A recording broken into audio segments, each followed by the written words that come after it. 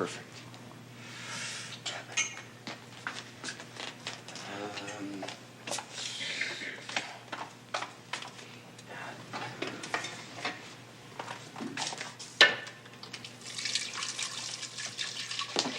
Hi, Jack.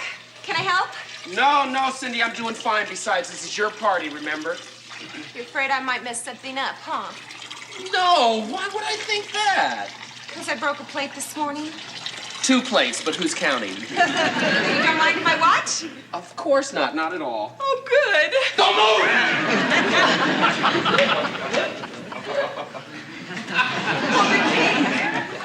I'm sorry, It's Jack. okay, no damage done. Looks good.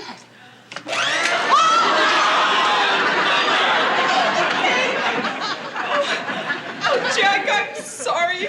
I did it again, huh? Sorry?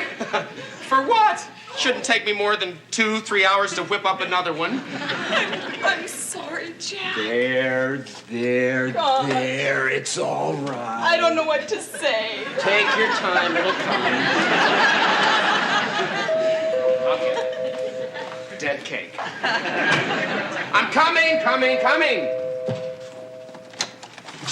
Jack, what took you so long? I was in the kitchen. I had my hands full. Could you help me, please? Oh, certainly. How silly of me. Jack!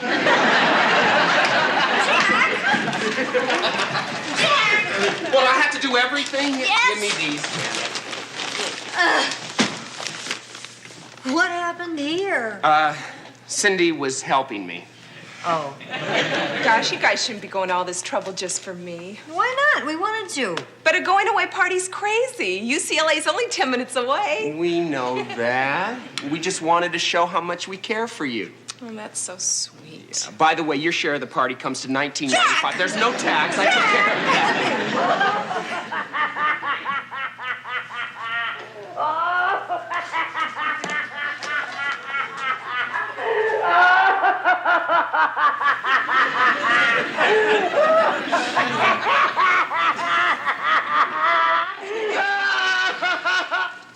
Fooled you.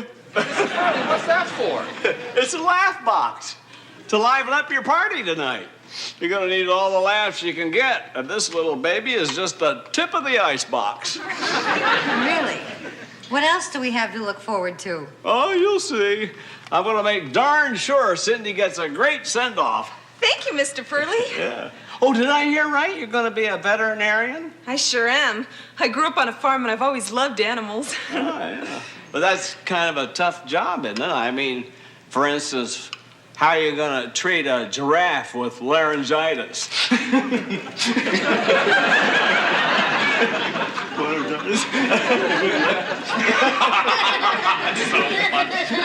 or an elephant with a runny nose?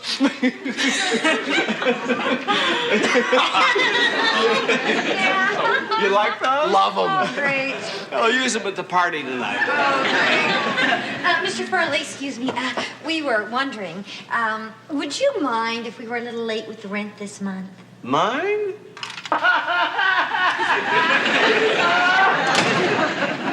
I guess he would. Yeah. Well, listen, I better get going, too. Wait a minute, where do you go? Jack, we cannot pay the rent until we find another roommate. Well, Janet, I'm gonna have to leave that up to you. I'm sure you'll find someone terrific. After all, you picked me, didn't you? Yeah, but I don't want to make the same mistake twice. Isn't she? She got you there, Jack.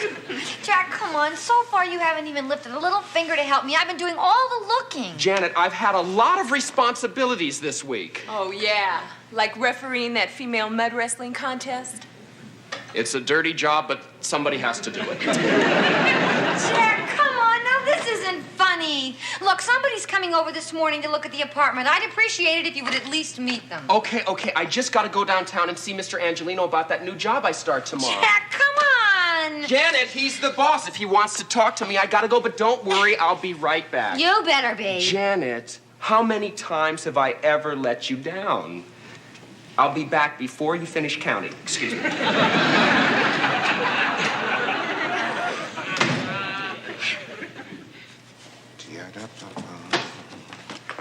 Mr. Mr. Angelino? Tripper, good. You wanted to see me? Yeah, I've got this private party coming in today, and I want you to cook lunch for them.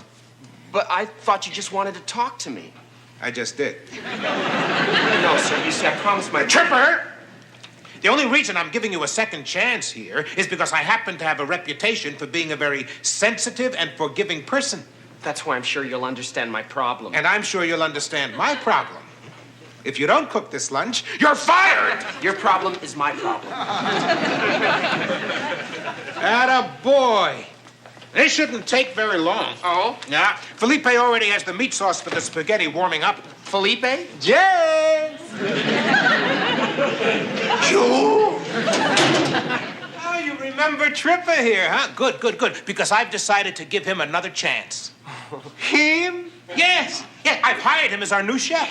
Oh, what a wonderful choice. Right. And I want you to help him with lunch. Oh, it's going to be my pleasure. Go to it, Tripper. Thank you, sir.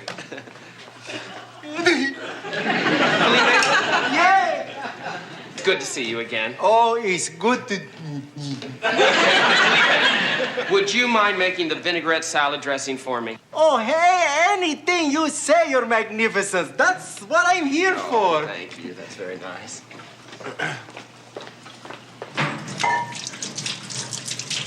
Felipe? Dígame, jefe. I know you've been working here for 6 years and you'd hope you'd be a chef by now. Well, you know what they say. The longer the wait, the sweeter the reward. Well, that's so true, and I just know we're going to work really well together. Oh, I know we will too. Listen, would you care to taste the vinaigrette dressing? It would be my pleasure. It would be my privilege. Is it too much Tabasco sauce? You're supposed to put Tabasco sauce in the dressing. Oh, you see? That explains why you are the great chef and I am your humble assistant. Well, I'd better check on the bolognese sauce before we start making the pasta. Oh, please, let me. It might be too hot for you. Why, did you put Tabasco sauce in that? No. Well, then why would it be too hot? Because you didn't have one of these. It's my pleasure. Now I'm going to make the pasta. Felipe, do you mind if I show you my method of making pasta? Oh, you would do that for me, Your Greatness? You will be the teacher and I will be the student. Thank you. Now, watch carefully. You see, Felipe, first of all, we start by making a nice round hill of flour. That's round. Yes. Then what we do is hollow out the center. It's a good hole. Thank you.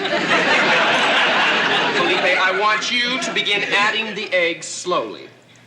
Yes. Oh, I'm so nervous. Just right in the center. You see, Felipe, by kneading the eggs in slowly and carefully brushing the surrounding mound of flour from the other flour, I achieve an even mixture, which is not too lumpy and at the same time not too moist. Felipe, take it easy, okay? He wants eggs. I'll give him eggs.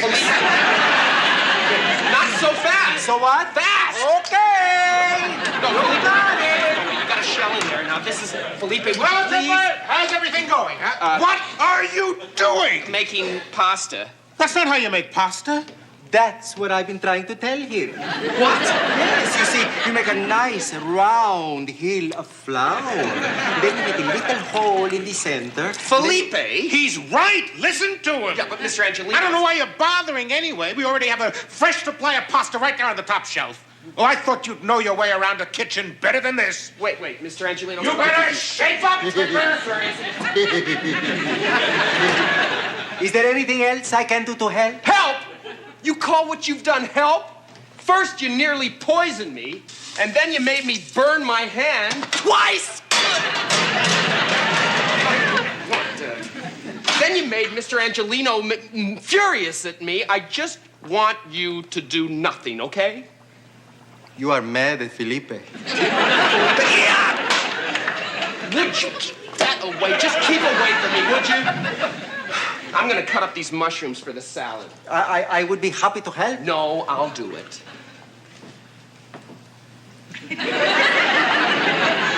Do you mind? No.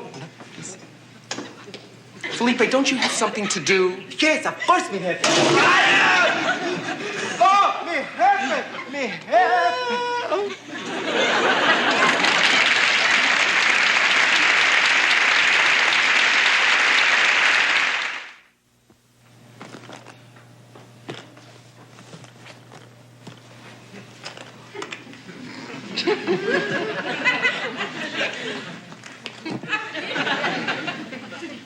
Boy, where is Jack?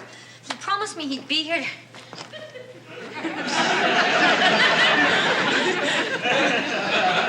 Cindy, what are you doing? Trying to pack my suitcase. Oh, well, get up. Let me help you. Get up.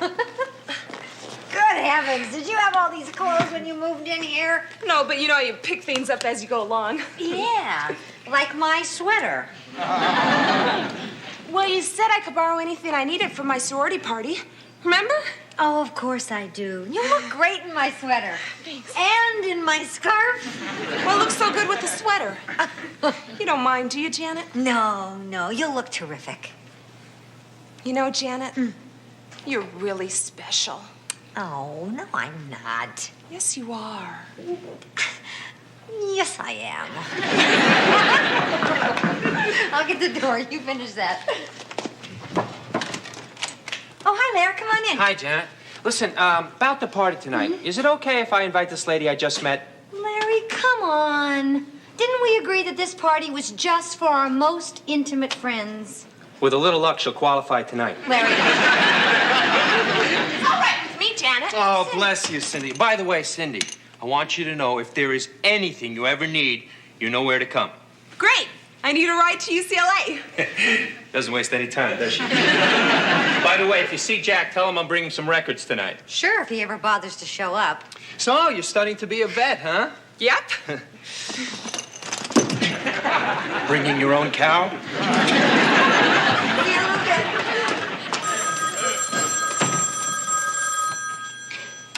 Hello? Oh, hi, Mr. Angelino. Say, is Jack still down there? What?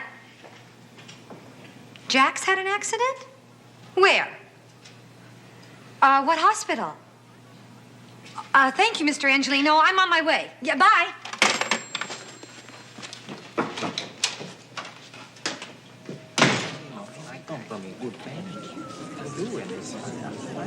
I don't know how I can ever forgive myself.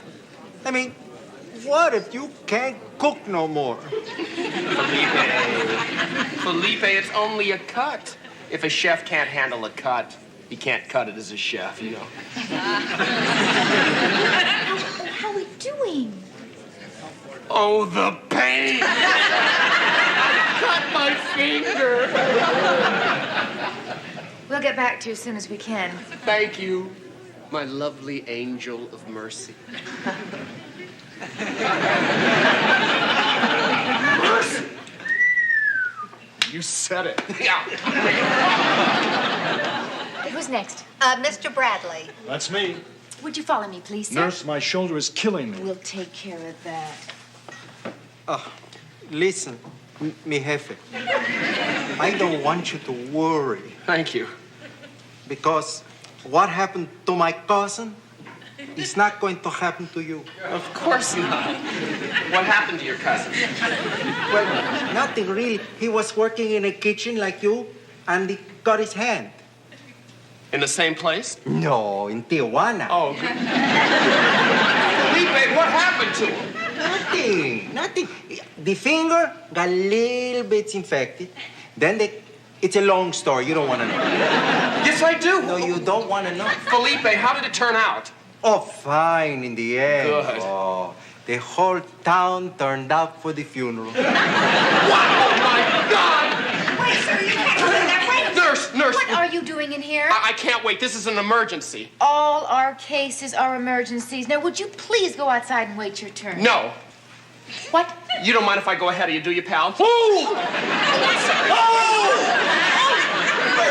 is going on in here? It's this patient, Doctor. He just barged in here. I'm in bad shape, Doc. He cut his finger. And this patient? A possible separation of the glenohumeral fossa. Well, you better get him up to X-ray, and I'll take care of Mr. Tripper. Tripper. Yes, Doctor. you. Have a seat here, Mr. Tripper. Thank you. Let's have a look at this finger. Okay, now it's not too pretty, Doc. How bad is it? You've got a laceration of the middle phalanx. Oh, my God. No medical terms. Give it to me straight, Doc. I can take it. Okay. You've got a little boo-boo. I... It doesn't look that bad at all, huh? Well, I knew it was just a small cut. I just didn't want to take any chances with infection, you know. I just wanted that nurse to look at it, and she jumped down my throat. Boy, you talk about your cold fish. I've seen bigger hearts than artichokes. I mean, she's got all the personality of a... Wet sponge? No, that's giving her too much credit. Nurse, you can take it from here. 250 units of tetanus immune globulin. Yes, doctor. Thank you, sir. Thank you very much.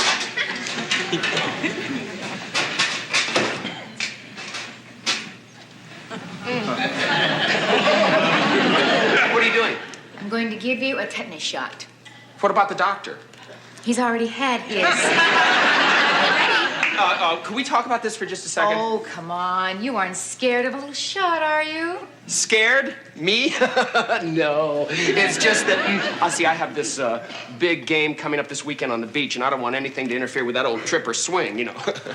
Oh, is that all? Then there's nothing to worry about, because that's not where I give the shot. Oh, good. What? Just make sure you don't wind up sitting on the bench. Would you drop your pants, please? Drop my pants. I bet you say that to all the guys. Drop them. No way. Why not? Because... I'm a woman. No, I wasn't going to say that. And the idea of a woman seeing you without your clothes on embarrasses you. Absolutely not. Look, I know you're a professional, and you've done this 100 times, and you know what you're doing, and why can't he give the shot? Because it's not his job, it's mine. Excuse me. Sir, may I speak to you for a second? Of course. Thank you. I know somebody in your position usually doesn't bother giving shots, but in this one case, could you make an exception? Certainly. Thank you very much. Excuse me? You don't know how much this means to me. You see, nurse, this may not be his job, but some people are not hung up on titles, you know what I mean? I mean, he doesn't mind stooping to give a mere patient a shot. Why should he? He stoops all the time. Huh? He's the janitor. The janitor!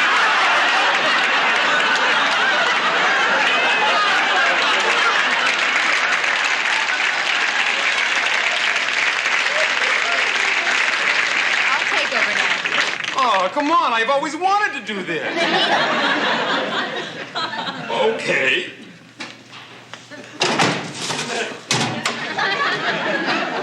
I can't believe this. You were going to let a janitor give me a shot?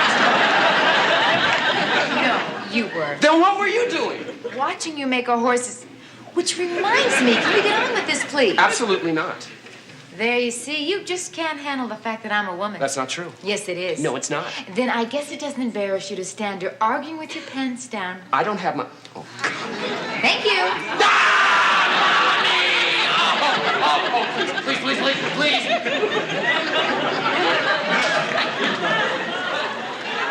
Excuse me. I'm looking for Jack Tripper. Oh, why don't you have a seat? He's in the examining room. How is he? Very annoying. It's people like you who give nurses a bad name. Jack? Janet, what are you doing here? Well, Mr. Angelino called me. Are you okay? I was up till a minute ago. What? No, I cut my finger, but it's all right now. Mr. Angelino really had me worried. Look, I gotta get down to the restaurant, Janet. What do you mean down to the restaurant, Jack? We have to find a new roommate. If I don't get back to work, I'll get fired. Look, Janet, look. I'm sure whoever you pick will be fine. Look, I gotta go. Jack? Come on, Felipe. Hey, that looks just like my cousin's bandage. Would you come on? Felipe, I'll see you at home. Jack! Oh. Excuse me. Could you tell me where the nearest payphone is? Right around the corner. Thanks. Was that your husband? My husband? No. That's a good thing. Because if he were, you'd never get him out of his clothes. You don't know Jack. You got the wrong guy. Jack's the kind of guy. finish your tea. I'll be right back. Hi, Janet. Hi, Larry. What's doing? Well? I know. This new roommate business has been driving you crazy. Hey, Larry. Finding just the right person is a tough job. She's got to be serious, intelligent, dependable. What are you getting at, Larry? Hi. Hi. Are you my new roommate? Dee Dee, I thought I told you to wait outside. Larry promised me a room with an ocean view. Oh, he did he? Said this air would be good for my lungs. Gee, this is really swell. You know, it's really going to help my singing career having a professional voice coach so nearby. You mean Larry? I like to help deserving talent whenever I can. Right. Larry, would you Time to go up to my place and rest your voices. Hurt me. Later, buddy. Where's Larry going in such a hurry? Never mind. Excuse me, okay? Never mind about Larry. Listen, Jack, I've got great news. I need some great news. What a day. I nearly lose my finger and my I job. know, sweetheart, but listen. We have a new roommate. We do? That's great. What's she like? Oh, Jack, she's really sweet. She's real nice. She's just the kind of girl you'd like to live with. I'm telling you, Jack, we really hit it off. Oh, that's fantastic. I can't wait to meet her. Jack, you already have. What? Hi, Jack. Hi. Oh, no. No.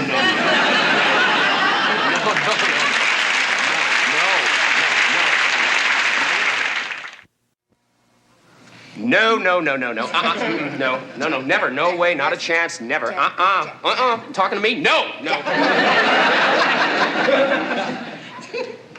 I told you he was going to be surprised. She's our new roommate? Small world, huh? Not small enough. Jack, would you do me a favor and go in the kitchen and get Terry some more tea? What? I'll get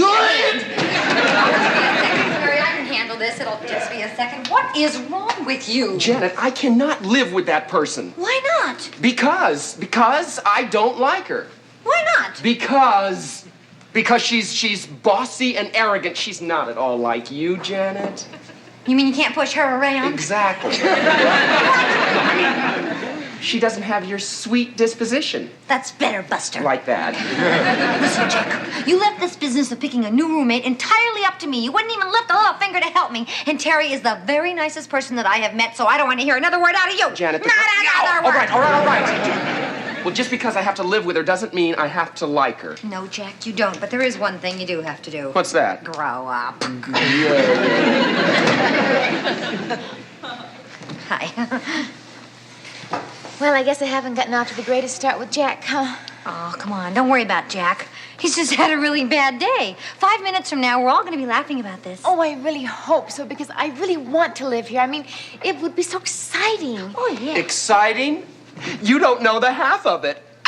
Let's see. There's a shuffleboard contest every single evening, and then we have canasta on Wednesdays. The bingo tournament is on Monday and Saturday mornings. What? Well, didn't Janet tell you? All the tenants here are old, retired people.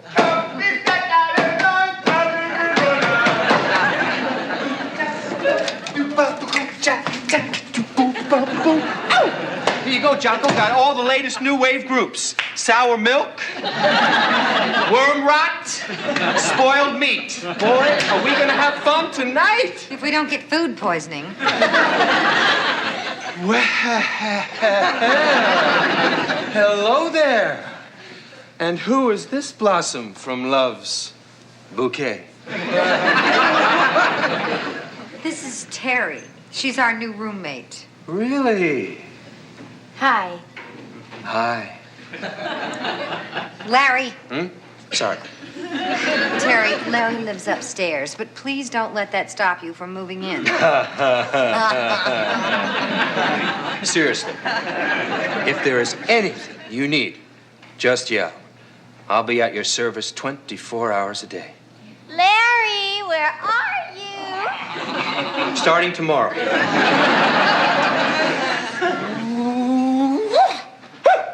Yes.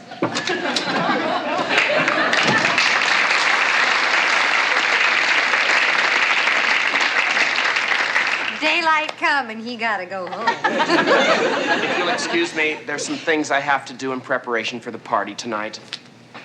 Jack?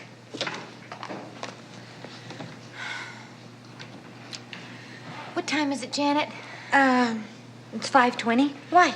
Wasn't this about the time that Jack and I are supposed to be laughing it up by now?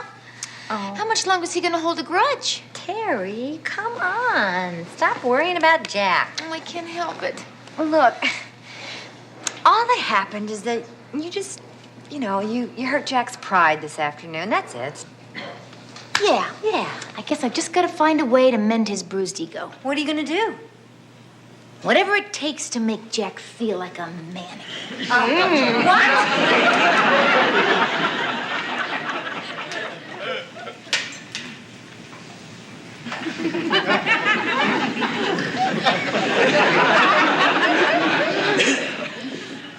Jack. What are you doing? I was separating an egg. You shouldn't be doing that. Huh? Cooking is women's work. What? Everybody knows that. At least everybody who still knows what makes a man a man. Unless the man happens to like cooking. Oh, Jackie Poo, I just love the way you make the silliest things sound like they make sense. Now let me take off that apron there.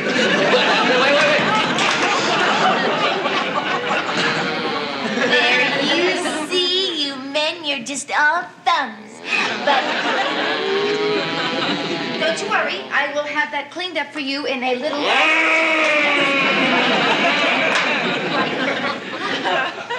How did it go? And stay out! That well. Janet, the way things are going, I think I should just get my purse, walk out of here, and pretend like we never even met. But I'm not going to. And do you want to know why? Because you're not a quitter? Because I already gave up my old apartment. Open up, Terri! Who's that? Ralph Furley. Mr. Furley, he's our landlord. He may have his little quirks, but basically, he's your average, run-of-the-mill, nice landlord. A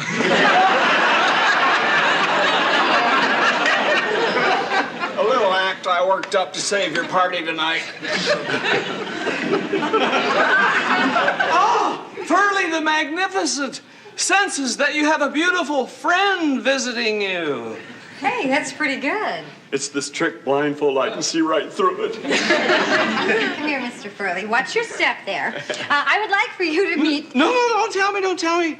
I am now going to amaze and delight you by guessing the name of your friend without the help of any clues. All I need is some impersonal object you might have on your person, like a hanky or a compact or a wallet. Driver's license. Okay. What's this? My compact. Give me the wallet. Now, the name.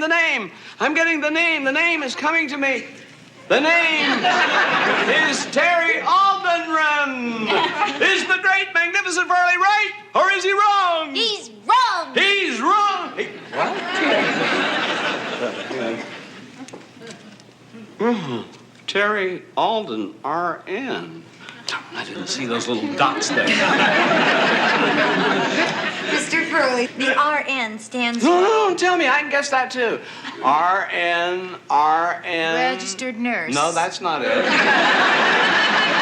Yes, Mr. Furley, that's it. Terry's a nurse. She works down at Wilshire Memorial Hospital. She's going to be our new roommate. Oh, well, I knew that. Well, I was just going to say it if you give me the chance. Excuse me. Well, it was nice to meet you, and welcome to our building. Thank you so much. I know you're going to get along just fine with the girls. The girls? Yeah, Janet and Jack Willen. Or didn't Jack tell you that he's gay? No, but I think I just figured out what I did wrong. Thank you, Mr. Furley. Don't mention it. Well, I'm going to get ready for the party. Hang on a second, Terry. Hang on right there. Mr. Furley, wait. You shouldn't go out with your blindfold on. Why not? I told you I can see right through it. Oh, right. Terry. Terry, wait a minute.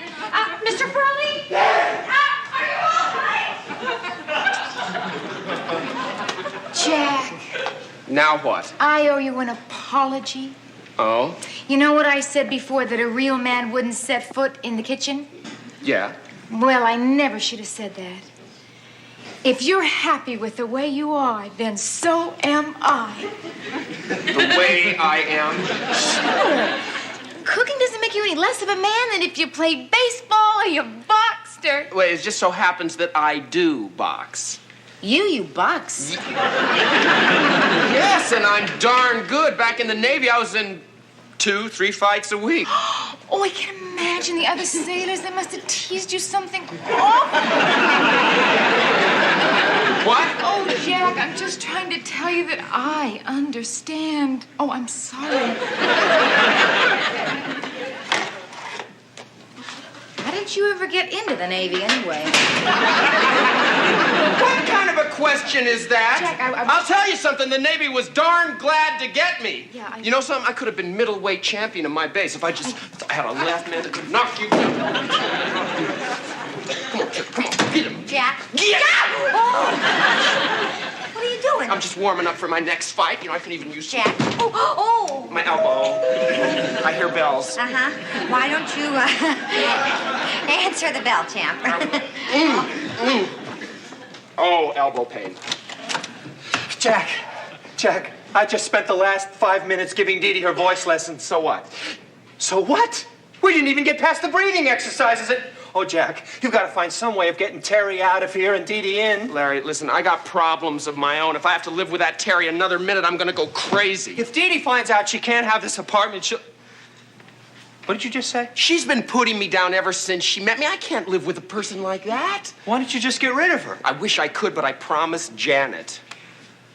I didn't. Well, if I get rid of Terri for you, would you consider taking Dee Dee in? You got it, pal. Good. Let's go shopping. Right, shopping. Wait, shopping for what? I'll explain it to you on the way, but I guarantee you one thing, buddy. After tonight, she'll be begging to get out of here. You mean Jack isn't gay? No. See, Mr. Furley just has to think that. Otherwise, he would never let Jack live here with 2 girls. Oh, no. He must think I am the worst person in the world. I mean... Why? Just because of a little misunderstanding? Oh, Terri. Come on. Let's just go in here and straighten out this mess right now. Come on. Jack! Oh, he must have gone out. Well, I'm sure he'll be back real quick. Oh, but I can't wait because I have to go home and change for the party. Oh, Terri, that's even better. You could talk to him at the party tonight. I know he'll be in a better mood by then. Oh, do you think so? Listen, let me tell you something about Jack Tripper. He doesn't hold grudges. He may be unreasonable and cranky and an all-around pain in the... You know. Yeah, I know. Right. But basically, once you have Jack Tripper as your friend, you have somebody that you can depend on for the rest of your life. That is good enough for me. I will see him at the party, and I'll show him the kind of person that I really am. Atta girl. Listen, you do that, and I promise you, by the end of tonight, he'll be begging you to stay. Okay, I'll see you tonight. All righty.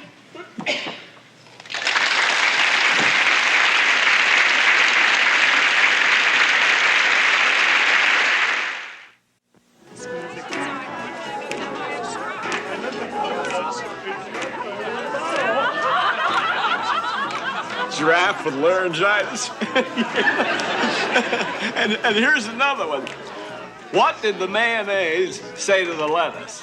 What? Turn around. Can't you see I'm dressing? You get it? Mayonnaise, dressing. Oh, of course. I get it, Mr. Furley. That's a good one. You got any more? Yeah, but I don't think I'm strong enough to tell him. Hors d'oeuvre? Oh, no thanks. What is it? It's rumaki, liver and water chestnut wrapped in bacon. Mistake, Jack, mistake. Nothing kills a party faster than a piece of liver. Larry,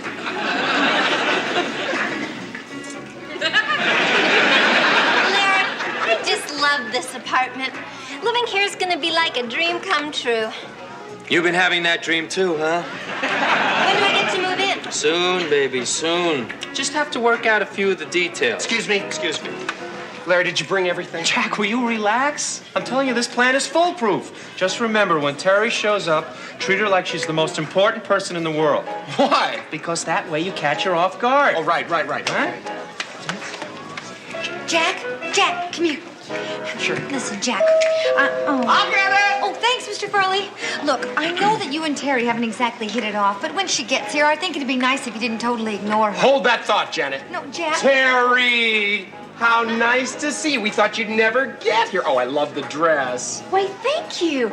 Jack, can I see you alone for a second? Alone? Hey, this is supposed to be a party. Whatever it is, it can wait. It's about this afternoon. No, that's forgotten. It is? Completely. Janet, Huh? would you get our Terry a little glass of punch? Thank you very sure, much. Jack, sure. Boy, Terry, you look great. Thanks. Okay, how'd it go? Wonderful. Really? What did you say to him? Nothing. Nothing? He didn't give me a chance to. He just said, forget it. Oh. Well, I told you Jack was really a terrific guy. He sure is. I wonder what he's up to. What? Nothing, Terry, nothing. Yeah, you take this and go meet some of our friends. I'll see you in a minute. Okay. Terry, have you met our very own Mr. Furley? Oh, yes, he took my wallet. Mr. Furley! No, you don't understand. It was a trick. See, first she wanted to give me her compact. Why, was your makeup smudged? You want to hear about the trick or not? And there are so many cute professors at the college, Janet. You should see them. I will. Janet, did you ever go to college? Uh-huh. But just for 1 year. I had to drop out. Why? I got this boy in trouble. What? Come on, I'm kidding. Oh. Cindy. Gosh, Janet, I'm really gonna miss you. Well, I'm gonna miss you, too. No, you won't, because I'll be coming around all the time. Well, then I'll just have to miss you in between visits. Come on, you two. Let's get out here. Okay. The Furley Fun Festival's about to begin. The what? The Furley Fun Festival. Furley, All right, you folks, enough dancing now. Turn off the music. what do you mean turn off the music? Come on now. Listen, it's entertainment time, and here's Ralphie. Mr. Okay, come on, Furley, sit this down. is a party. People want to be dancing. Sit down, Janet, sit down. Mr. Sit down. Come on, it's game time. Okay. Game time. We're going to play games. All right, just get on okay. with it and hurry up. All right, now here's the first game, and it's really very simple. I say a word, then each of you adds another word till we end up with a question. Then we all try and come up with a funny answer. I knew you'd like it. Yeah, I'll say the first word. Does. Anyone. Want. 2. Play. This. Game. Now cut that out. I promise you we're going to have fun. You're going to have fun whether you like it or not. Okay, Mr. Furley, what do you want us to do? Well, that's better. It's his building. Here's the next game. Now, I have all of your names in this bag here. Now, you reach in, you pick a name, but don't tell the name you picked. You just pretend you're that person, and then the rest of us have to guess who you are. Okay, Janet, you go first. Oh, all right, Mr. Furley. This doesn't sound so bad. There you go. Okay. All right, she's going to go outside, then she's going to come back in, and we guess who she is. Okay? When, Larry? Patience, Jack. Patience. Come, Mr. Tallyman, tally me banana. Hey, Jacko! I managed to get us a date with the Romando twins, Jack. How often do you get a chance to go out with twin contortionists? The possibilities are endless.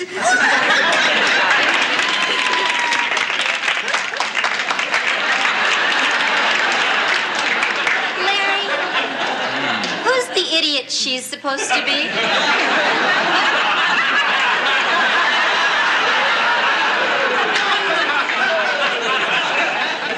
No one you'd know. Hey, it's your turn, Jack. No, I don't. Pick! Picking immediately. Yes. I can do this. Okay. All right, he's going to go out, and he's going to come back in. Hi, kids. Well, I suppose you're wondering why I'm all spiffed up.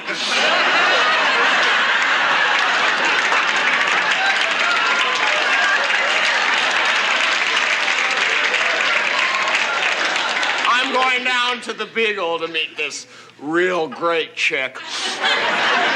She's crazy about me, but then who isn't? Listen, kids, if you're worried about paying the rent this month, don't give it a second thought. Just pack your bags and get out.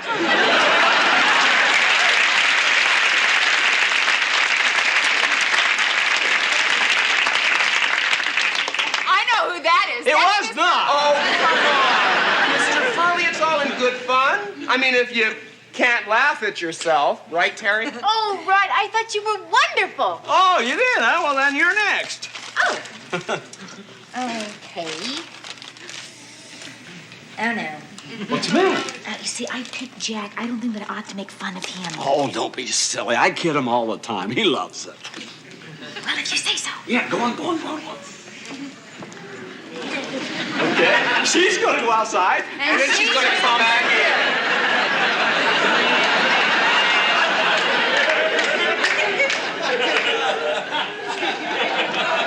Doctor! I got my finger! What do you mean I have to wait my turn? He only has a fractured skull. I have a scratch on my nurse! What are you doing with that needle? A shot? Oh, no. Oh, hey. Oh, it's so drafty in here. Ah!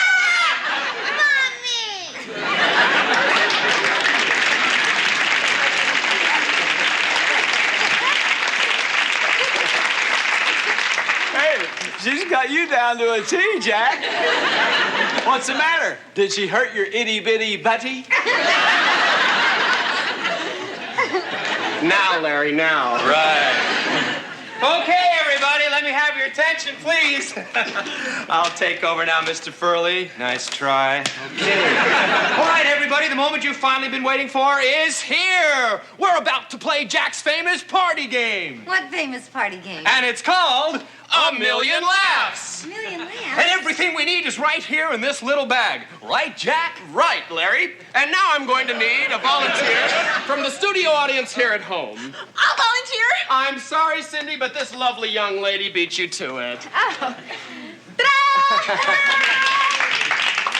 Thank you for being such a good sport. Oh, say hello to Mr. Hand Buzzer. Hey. What was your name again? Terry. Terry, okay. My assistant, Terri here, needs to see clearly, so she has to wear these. There you are. Put those on. Okay, here we go. There. Oh, wait a second, Tammy. Let me see. Have you been getting enough sleep? Yeah, why? Why, honk? You've got circles under your eyes.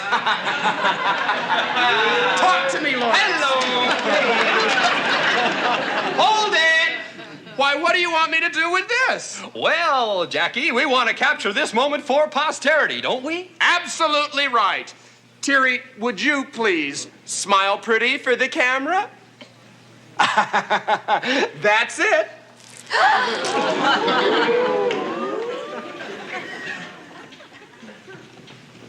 Larry. Well, that's the last time I buy this cheap film. The color runs. Larry, you said you were going to use plain water. Jack, that isn't funny. Look what you did to her dress. Yeah, you ruined it. That was mean, Jack.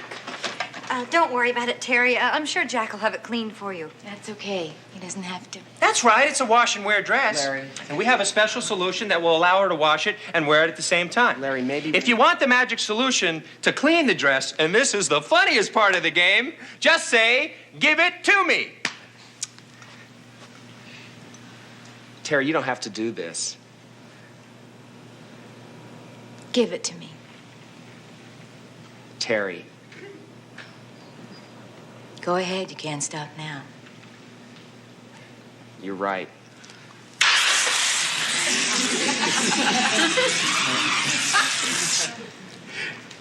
Jack, that's not what I told you to do. I know.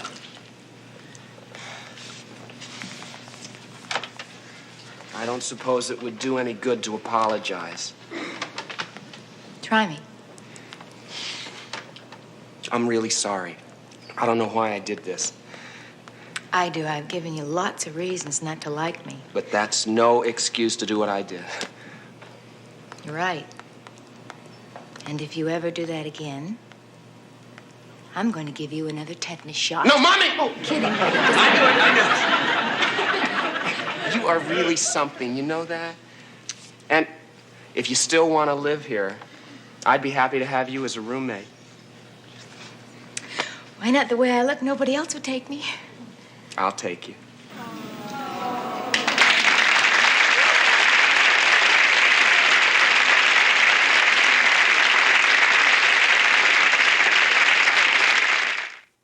It's really nice Hey, seeing you guys take care. All right. Good night. I'll call you.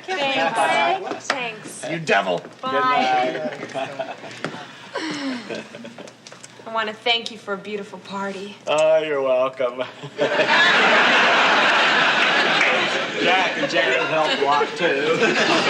Well, good night. Good night, Mr. Furley. Thanks for the party. I feel terrible. Larry, come on. Snap out of it. Terry's not even mad at you anymore. That's right. What's done is done. What do you say we start fresh? You really mean that? Yeah. Great. What do you say we come up to my place for a nightcap? Good idea. I'll bring the seltzer. Maybe some other time. Come on, Cindy. I'll give you a ride to UCLA. Yeah. Good night, Larry. Bye, Larry. Hi there. Read. Well, I guess I better be going. Just think, my first night in the dormitory. Oh, Cindy. Okay, you call if you need anything, all right? Hey, Janet, I will. we'll miss you. Now listen, you watch out for those fraternity boys. Okay. Bye. Call me tomorrow. Bye. Okay, all right. Well. Well. Welly, welly, well. Well, now that we're alone, why don't we get to know each other better? That's a great idea, Janet. I already know you, so I'll just concentrate on Terri. Don't worry, I'll be back. I need a nurse. Nurse.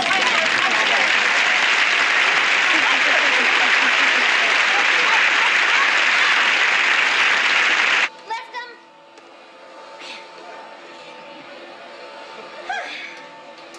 Well, I'm all done. And you didn't lift one little finger to help me. I lifted my feet, didn't I? Thank you.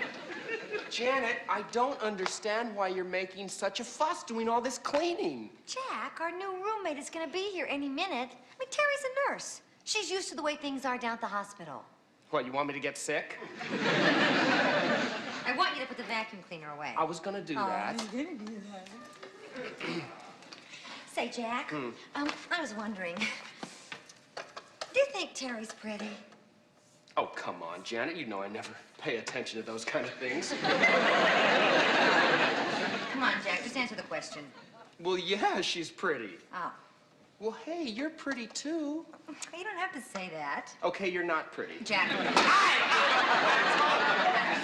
sorry, Jack. I didn't mean to do that. Look, Jack. Let's don't have any problems, okay? When Terry gets here, no fooling around.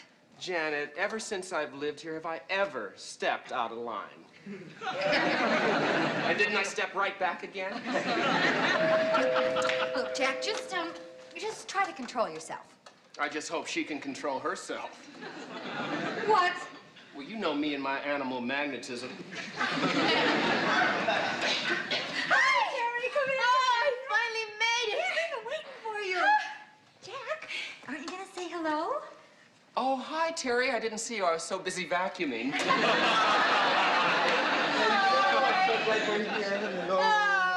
that's enough hello. Why don't you go out and get her bags? Oh, that's okay. Don't bother. A few guys from work help me. Come on in, guys. Here we go. Right down over there.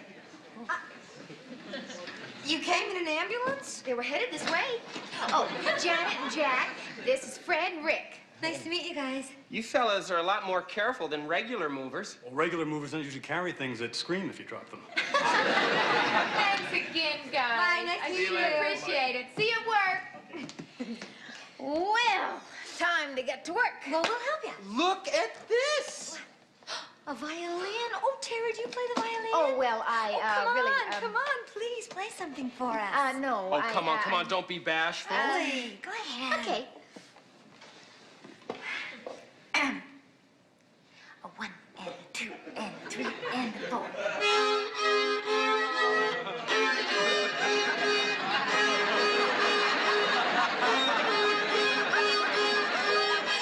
I just started taking lessons. You could have fooled us. Hey! Who's killing a cat up here? Oh, it's you. Moving in, huh? Yeah, I just got here. Oh, good. Oh, Janet, I came up here to remind you about our date tonight. Date? Yeah, our Scrabble match. I'm down 75 cents and I intend to win it back. Oh, right, sure. How's 9 o'clock sound? Fine, fine. Well, as long as I'm here, welcome to the building, Terry. Thank you. Here, let me help you with your rat. Harry's not a rat, he's a hamster. Hamster, rat, whatever. Didn't they tell you the rules? No animals allowed. Now I want him out of here. Oh, come on, you can't do that, Mr. Furley. Look, either he goes or you all do. But Mr. Furley... I don't want to hear another word about it. Okay, guys, I'll get rid of him. Goodbye, little fella. I know you're... What's that? I know your little hamster heart is breaking. Mine is too. But this man here says I can't keep you because... Oh, I can't tell him. You tell him. Ridiculous. Animals don't understand. Will you make him stop looking at me like that? All right, he can stay. But one loud nibble and out you go. And you, Janet, Scrabble, 9 o'clock, sharp. Terry, nice going. Come on, Harry. I'll show you your new home. Boy, she sure knows how to handle Furley. So does Harry. Well, this is it. Come on in here. There. Coming. Oh, I like it. It's kind of small. Excuse me. Let's see what's in here. Well, it could do with a little soap and water and a coat of paint. Yeah, blue would be nice. Blue? Oh, I'm so glad you're here. Oh, isn't this a great little place? I love it. What do you think? You hate it. No, it's very nice. Did you hear that? They love it. That's wonderful. Who are they? Janet and Jack Trooper, this is my dad and my mom. Mr. Alden. Oh, I'm sorry. Hello, How Mrs. do you Alden. do? Nice to Hi, meet Mrs. you. Alden. And my little sister, Samantha. Samantha. You can call me Sam. I get my braces off in another year, and Mom says I should start filling out soon.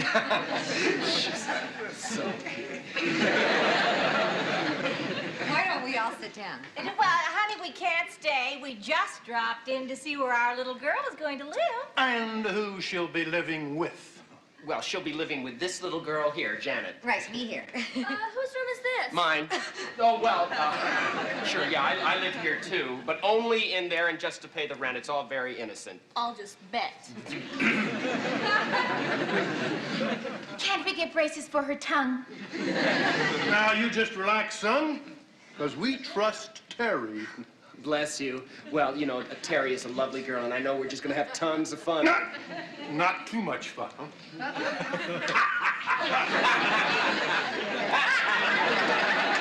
Well, come on, Mother. Sam, we'd better be going. These kids probably want to get back to whatever they were doing. I'll bet they do. Now, Sam, out. Out. Ta-ta. Well, it's nice meeting you. Bye. Goodbye, Lolita. Nice to meet you. Well, that's quite a family. You Oh, got there. thanks. Especially your little sister. Are they going to keep her? Or... Jack! I was only kidding. You know, Here, let me get this out of the way. Somebody could damage themselves. Terry, did you see the look on Jack's face when he noticed how big your dad was? Yeah, I know. I always had a lot of first dates, but hardly any seconds. Gosh, I had the same problem. Oh, was your dad big too? No, I just couldn't get second dates. Listen, I'm gonna go in and empty more of the closet so you have some room. Okay. I'm gonna go through these boxes. Well, hello. You're here. They said you were sharp. Still unpacking, huh? Yep, everything's a mess. No, not everything. If you want Jack keys in, There. Ah, no big hurry. So, what do you think of my buddy Jack? Oh, I think he's really nice. The best. You'll see when you get to know him better. Yeah. Yeah. Of course, Jack was a lot more fun before. Before what? No, never mind. I should never have brought it up. Before June. Before June? Well, darn it. All right, as long as it slipped out. She's a girl Jack was crazy about. Oh. She dropped him just like that. Oh! Oh, that's terrible. He never got over her. And he seems so happy-go-lucky. Well, that's Jack. Laughing on the outside, but on the inside, crying like a baby. Oh, poor Jack. Yeah. Since then, man has lost all confidence in himself. Well, isn't there anything that can be done? I don't think so. Unless, nah. Unless what? No, forget it. It wouldn't have worked anyway. No, tell me. Maybe I can help. I was just thinking, if you could just boost his ego a little bit. How? I don't know. Maybe just be extra nice to him. You know, some tender, loving care, a little stroking. Well, what about Janet? She doesn't need any stroking. I mean, Janet isn't very good at that sort of thing. You're more sensitive. After all, you are a nurse. You understand about pain. Oh. You leave it to me. Good. Terry! Oh, coming! Hey, Larry, what's happening? Oh, hey, pal. Do you remember the other night when you kept me from hitting on that little redhead? Yeah, I told you her boyfriend's a wrestler. I didn't know that then. You saved my life. Oh, forget it, pal. Listen, sometime you can do me a favor. I just did, you little devil.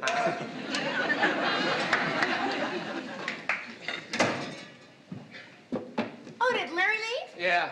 What did he want anyway? I don't know. Oh, he just came by to say hi. I think he's really nice. Oh, but not as nice as you, Jack. Oh, come on. No, I mean it. And besides being nice, I think you're very good looking. Well. And you're not even aware of it. Aware of what? Oh, good looking? Me? No, I'm not. That's just what I mean. You know, most guys are so conceited. Don't you hate that? I can't stand conceit in a guy. Oh, you are so cute.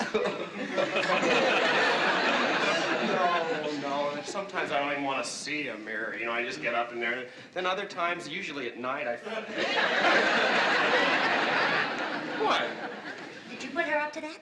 What? You're so cute. Oh, that, I didn't even hear that. Yeah, could you give me a hand in the bedroom? You betcha. Aren't you forgetting Mr. Furley, the Scrabble game? That can wait, Jack. I'll be with you in just a minute, Terry. No. Oh, that's okay, because I'm a little tired, so I think I'm going to hit the sack. Oh, you are? Oh, well, in that case, I'll be going. Good night. Night. Right after I get better acquainted with my handsome new roommate.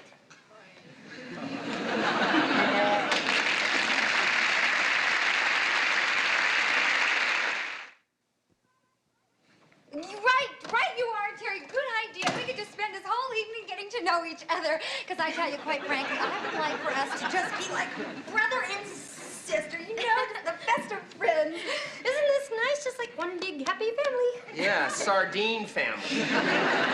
Weren't you on your way down to Furley? What, for Scrabble?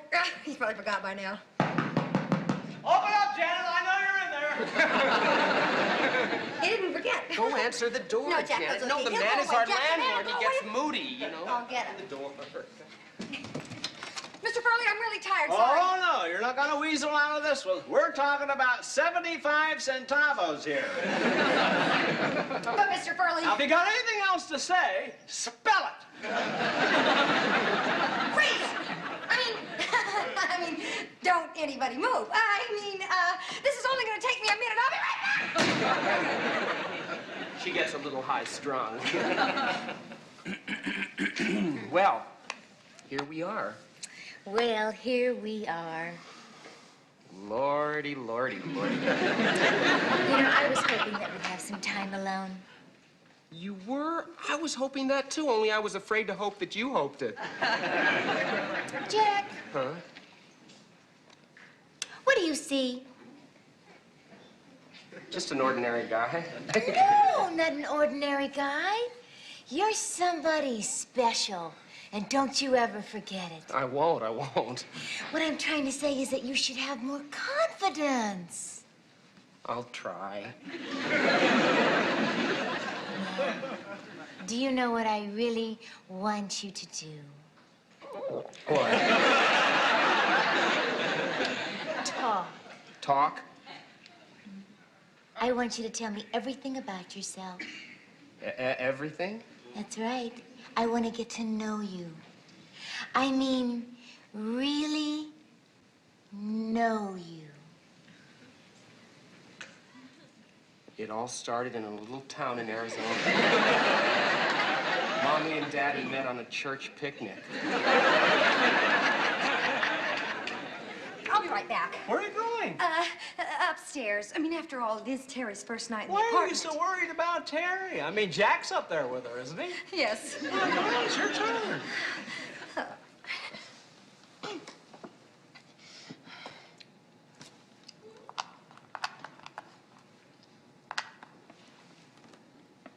Molly? You're right, Mr. Furley. Probably not a word. I'll dash upstairs, check my dictionary. Get back here. You don't need to check your dictionary. Well, if you're challenging me... But I'm not. Molly's a word. It is? Yeah, I use it all the time. Holy moly. Guacamole. Go ahead, take your score. My mother didn't raise many stupid children. There's just you and your brother Bart, right?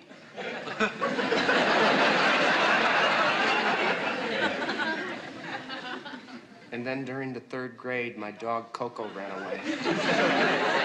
Oh, that must have been a rough time. Hey, I've had a lot rougher. Are you thinking of June? No, Coco ran away in September. And then after the 3rd grade... Jack, what about, girlfriends? Girlfriend? Well, you know, Terry, I don't know that many girls. What's the matter with your arm? No, it's just an old Navy injury. See, my back tightens up on me every so often. Oh, I've got just the thing for that. Do you? Now, come right over here and lie right down. Lie down, right? Well, if you insist. This way. Oh, yeah. You really are tight. Oh, yeah? Boy, am I gonna loosen you up. Oh, great. Wait. Oh. What's that? I'll go see. Oh, no, you don't. We're gonna finish this game if we have to play all night. All night? Oh. Hold it, Mr. Furley. Hear that? No, what? Mosquito. Big mosquito. Oh, right there. Where? That's okay, Mr. Furley. I can get it. Don't worry. I can get this guy. Look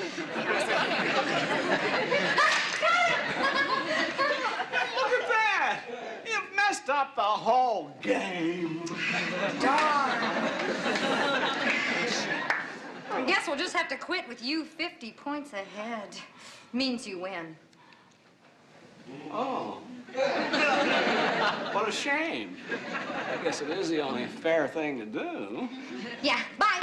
Hey, you don't have to rush off. Yes, I do, Mr. Furley. There's another game going on upstairs. How do you feel? Just peachy. Oh, yeah, that's much looser. And how does the back feel? Oh, it feels wonderful. Fantastic. Hi, Janet. Hi, Janet. Janet, May I see you in the kitchen, please? She was massaging my neck. I'll do it. You you mind telling me just what you were doing out there? Janet, I was an innocent bystander. She had her arms around me. And you had your arms around her. Well, I didn't want to be rude. Jack, look, it's not my fault that women can't keep their hands off me. It's something I've learned to live with. Guess I'll just have to go talk to Terri. I'll go with you. Sit! Stay! Terri! Come on over here. Come on over here and sit down. I'd like to talk to you. About what? About the three of us living here together. Everything's all right, isn't it? No, it isn't. It isn't? Let me put it to you this way. If 1/3 of the three of us had something going on with the 2/3 of the three of us, it could get kind of sticky around here for the 3/3 of the three of us. Get my drift? Oh, sure. And if you've got something going with Jack, it won't bother me at all. Oh, thanks. No! I'm talking about you. Me? Jack said that you couldn't keep your hands off him.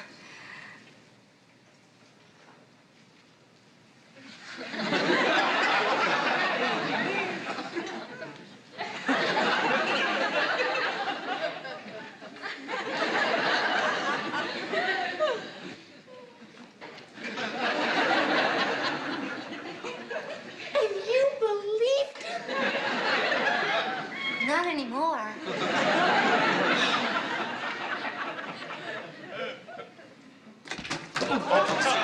No problem, that was my fault. Elbow. Oh, Jackie Poo, did I hurt you? Hey, Terri. Terri, we want to cool it. Janet's in the next room. I don't want to cool it. I'm cooking. Hey, how about some coffee? You want a little coffee? I don't want coffee. I want you. I'm sorry. How about some cold water for your finger? That's hot! When I'm around you, I just don't know what I'm doing. Janet, will you keep that girl away from me? You must be right, Jack. She can't keep her hands off you. I don't understand. Of all the egotistical, I just felt sorry for you. Sorry? Why would anybody feel sorry for me? Oh, lots of reasons. Come on, go ahead, Terri, go ahead. Well, you see, anyway, when I heard about how Jack lost his confidence because of June... June? Who's June? That's your girlfriend, the one that you were crazy about. I don't have any girlfriend named June. No, not since she dropped you. Anyway, with Jack needing help and you not doing anything... Me not doing anything? Because you're not good at that sort of thing. What? That's what I heard. Jack! Don't look at me. Well, then who? Yeah, who did you get this story from? Jack, there's a hot tub party across the street and we're invited.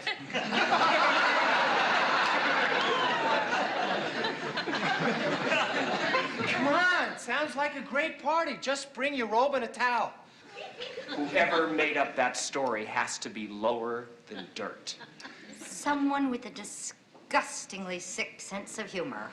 And someone with absolutely no scruples whatsoever. Sounds like you're talking about me. Well, I can't stay. I gotta get that bubble party.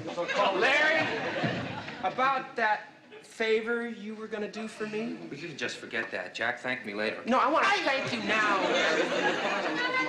No, Jack, please. Terri and I would like to thank Larry for you. That's right. Especially after everything he's done to make my first night here so memorable. Hey, wait a second, I can explain. Hold it. But why aren't you laughing? No, Janet, stop that! Hey,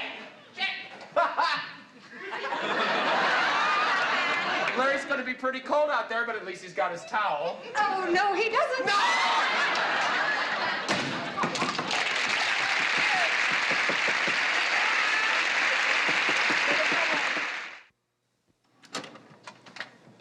Hey, where's Terri? Oh, I think she went to bed. Oh, No, I'm gonna put a stop to this right now. Terri! Terri! Did you call me, Jack? Yeah. It's about your practicing. Oh, my God!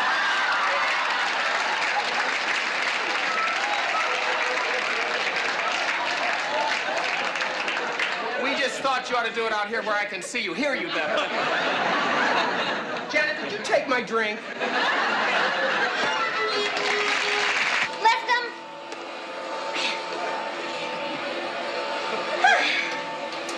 Well, I'm all done. And you didn't lift one little finger to help me.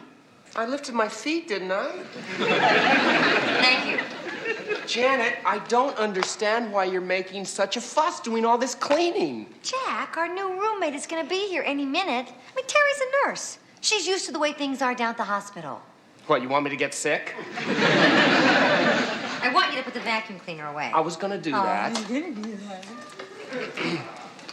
Say, Jack, I was wondering, do you think Terry's pretty? Oh, come on, Janet. You know I never pay attention to those kind of things. Come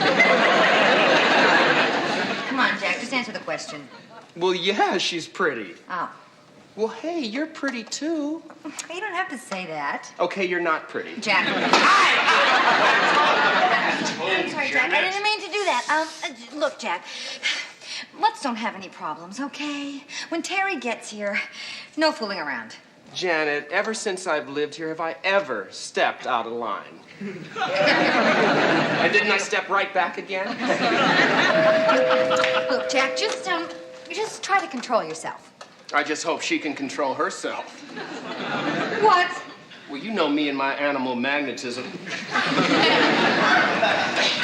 Hi, Terry, come in. Oh, I finally made it. I've been waiting for you. Jack, aren't you going to say hello? Oh, hi, Terry. I didn't see you. I was so busy vacuuming. No,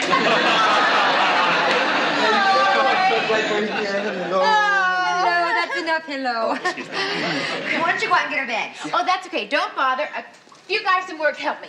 Morning, guys. Here we go, right down over there. You came in an ambulance? They were headed this way. Oh, Janet and Jack. This is Fred and Rick. Nice to meet you guys. You fellas are a lot more careful than regular movers. Well, regular movers don't usually carry things that scream if you drop them. Thanks again, guys. Bye, nice to meet you. Appreciate it. See you at work. Well, time to get to work. Well, we'll help you. Look at this! A violin? Oh, Terry, do you play the violin? Oh, well, I come on, please play something for us. No. Oh, come on, don't be bashful. Play. Go ahead. Okay. A 1 and a 2 and a 3 and a 4.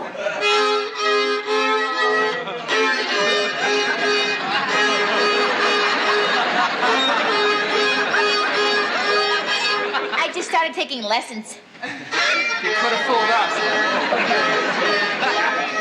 Hey! Who's killing a cat up here?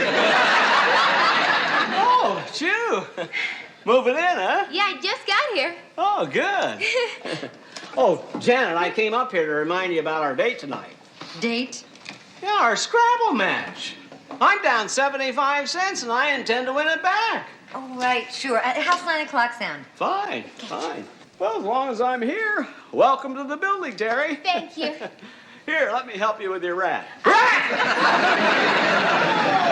Terry's not a rat, he's a hamster. Hamster, rat, whatever. Didn't they tell you the rules? No animals allowed. Now I want him out of here. Oh, come on, you can't do that, Mr. Furley. Look, either he goes or you all do. But, Mr. Furley... I don't want to hear another word about it. Okay, guys, I'll get rid of him. Goodbye, little fella. I know you're... What's that? I know your little hamster heart is breaking. Mine is too. But this man here says I can't keep you because... Oh, I can't tell him. You tell him. Ridiculous. Animals don't understand. Will you make him stop looking at me like that? All right, he can stay. But one loud nibble and out you go. And you, Janet, Scrabble, 9 o'clock, sharp. Hey, Terry, nice going. Really? Come on, Harry. I'll show you your new home. Boy, she sure knows how to handle Furley. So does Harry. Come on in here. There. Coming. Oh, I like it. It's kind of small.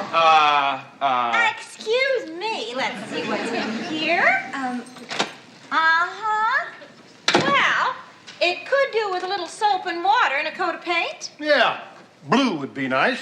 Blue? Oh, I'm so glad you're here. Oh, isn't this a great little place? I love it. What do you think?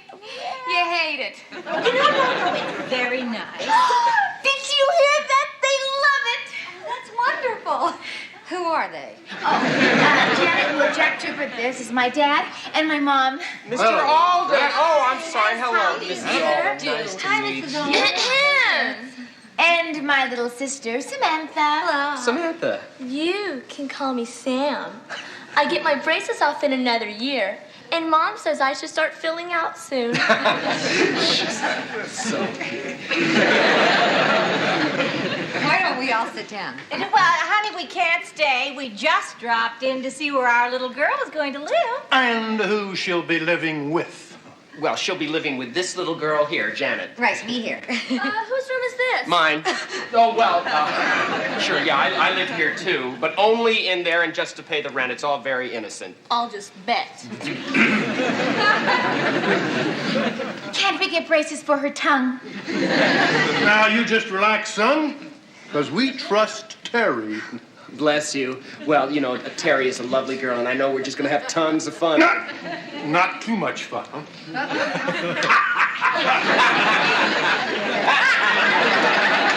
Well, come on, Mother. Sam, we'd better be going.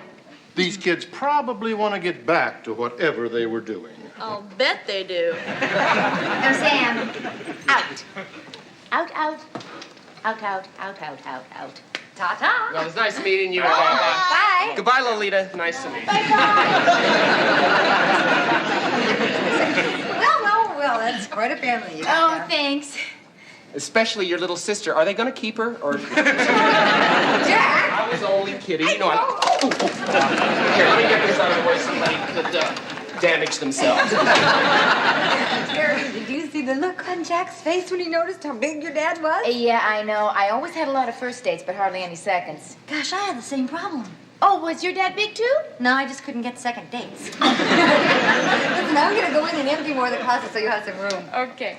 I'm going to go through these boxes. Well, hello. You're here. They said you were sharp. Still unpacking, huh?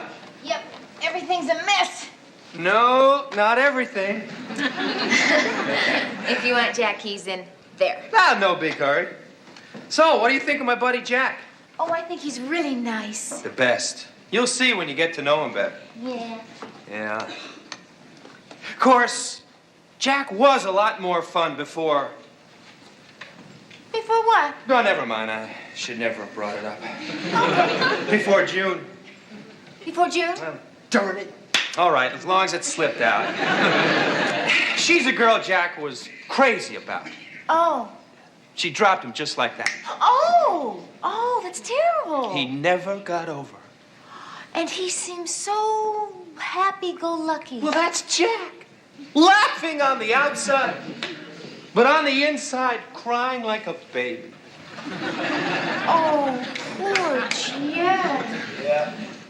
Since then, man has lost all confidence in himself. Well, isn't there anything that can be done? I don't think so. Unless, no. Unless what? No, forget it. It wouldn't have worked anyway. No, tell me. Maybe I can help. I was just thinking, if you could just boost his ego a little bit. How? I don't know. Maybe just be extra nice to him. You know, some tender, loving care, a little stroking. What about Janet? She doesn't need any stroking. I mean, Janet isn't very good at that sort of thing. You're more sensitive. After all, you are a nurse. You understand about pain. Oh. You leave it to me. Good. Terry! Oh, coming! Hey, Larry, what's happening? Oh, hey, pal. Do you remember the other night when you kept me from hitting on that little redhead? Yeah, I told you her boyfriend's a wrestler. I didn't know that then. You saved my life. Oh, forget it, pal. Listen, sometime you can do me a favor. I just did, you little devil.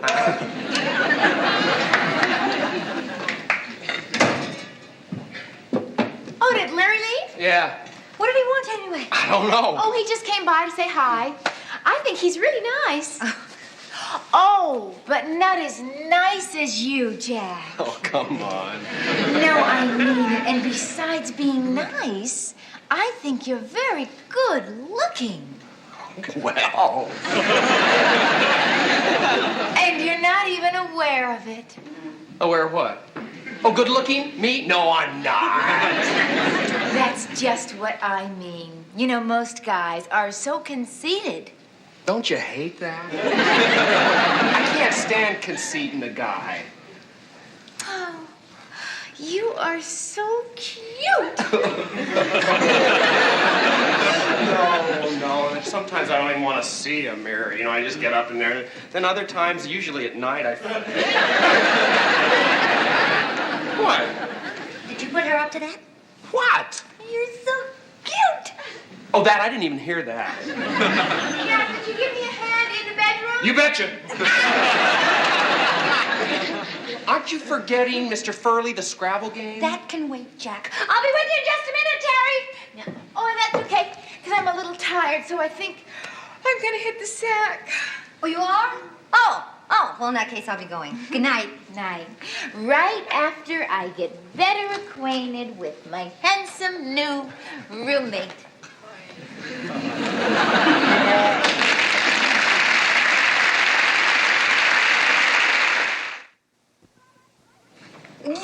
Right you are, Terry. Good idea. We could just spend this whole evening getting to know each other. Because I tell you, quite frankly, I would like for us to just be like brother and sister, you know, the best of friends. Isn't this nice? Just like one big happy family. Yeah, sardine family.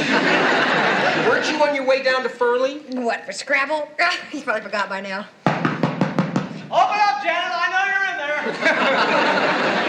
He didn't forget. Go answer the door, No, Jack, Janet. that's No, okay. the He'll man go is away. our Jack, the man landlord. will He go gets away. moody, you know. I'll get him. The door. Mr. Furley, I'm really tired. Sorry. Oh, no, you're not going to weasel out of this one. We're talking about 75 centavos here. But, Mr. Furley... Now, if you got anything else to say, spell it. Freeze! I mean, don't anybody move. This is only going to take me a minute. I'll be right back. She gets a little high-strung. Well, here we are. Well, here we are. Lordy. You know, I was hoping that we'd have some time alone. You were? I was hoping that, too, only I was afraid to hope that you hoped it. Jack. Huh? What do you see? Just an ordinary guy. No, not an ordinary guy. You're somebody special. And don't you ever forget it. I won't. What I'm trying to say is that you should have more confidence. I'll try. Do you know what I really want you to do? What? Talk? I want you to tell me everything about yourself. Everything? That's right. I want to get to know you. I mean, really know you. It all started in a little town in Arizona. Mommy and Daddy met on a church picnic. I'll be right back. Where are you going? Upstairs. I mean, after all, it is Terry's first night in the Why apartment. are you so worried about Terry? I mean, Jack's up there with her, isn't he? Yes. Well, it's your turn.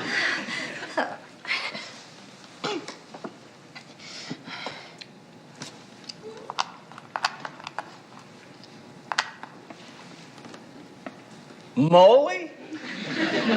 You're right, Mr. Furley. Probably not a word. I'll dash upstairs, check my dictionary. Get back here. You don't need to check your dictionary. Well, if you're challenging me... But I'm not. Molly's a word. It is? Yeah, I use it all the time. Holy moly. Guacamole. Go ahead, take your score. My mother didn't raise many stupid children. There's just you and your brother Bart, right?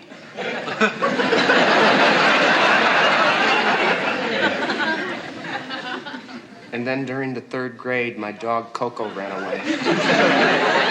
Oh, that must have been a rough time. Hey, I've had a lot rougher. Are you thinking of June? No, Coco ran away in September. And then after the 3rd grade... Jack, what about, girlfriends? Girlfriend?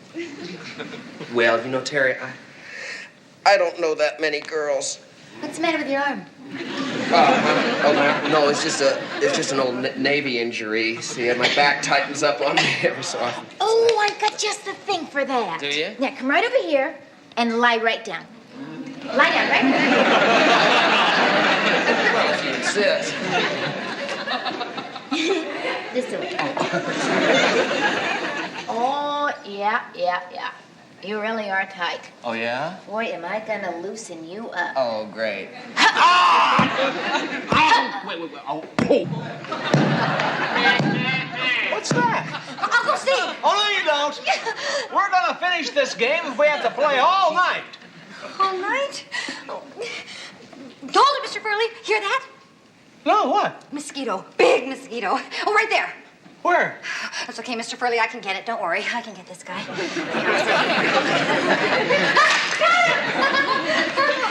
at that! You've messed up the whole game. Darn. I guess we'll just have to quit with you 50 points ahead. Means you win. Oh. What a shame. I guess it is the only fair thing to do. Yeah, bye.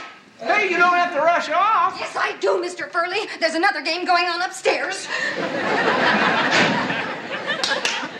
How you feel? Just peachy.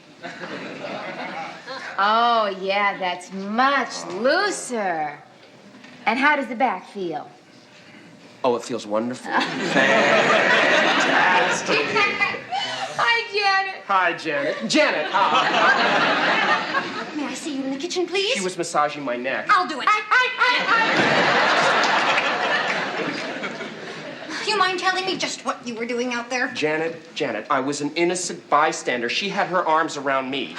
And you had your arms around her. Well, I didn't want to be rude. Jack, look, it's not my fault that women can't keep their hands off me. It's something I've learned to live with. Guess I'll just have to go talk to Terry. I'll go with you. Stay! Terry! Come on over here. Come on over here and sit down. I'd like to talk to you. About what? About the 3 of us living here together. Everything's all right, isn't it? No, it isn't. It isn't? Let me put it to you this way. If 1/3 of the 3 of us had something going on with the 2/3 of the 3 of us, it could get kind of sticky around here for the 3rd of the 3 of us. Get my drift? Oh, sure. And if you've got something going with Jack, it won't bother me at all. Oh, thanks. No! I'm talking about you.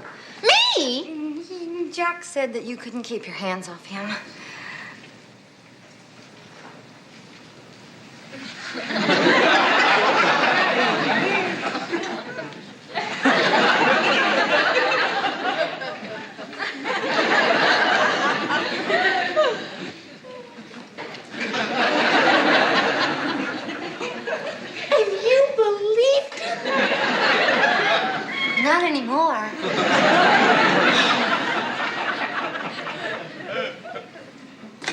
No problem, that was my fault. Elbow. Oh, Jackie Poo, did I hurt you? Hey, Terri. Terri, we want to cool it. Janet's in the next room. I don't want to cool it. I'm cooking. Hey, how about some coffee? You want a little coffee? I don't want coffee. I want you. I'm sorry. How about some cold water for your finger? That's hot! When I'm around you, I just don't know what I'm doing. Janet, will you keep that girl away from me? You must be right, Jack. She can't keep her hands off you. I don't understand. Of all the egotistical, I just felt sorry for you. Sorry? Why would anybody feel sorry for me? Oh, lots of reasons. Go ahead, Terri. Go ahead. Well, you see, anyway, when I heard about how Jack lost his confidence because of June... June? Who's June? That's your girlfriend, the one that you were crazy about? I don't have any girlfriend named June. No, not since she dropped you. Anyway, with Jack needing help and you not doing anything... Me not doing anything? Because you're not good at that sort of thing. What? That's what I heard. Jack! Don't look at me. Well, then who? Yeah, who did you get this story from? Jack, there's a hot tub party across the street and we're invited.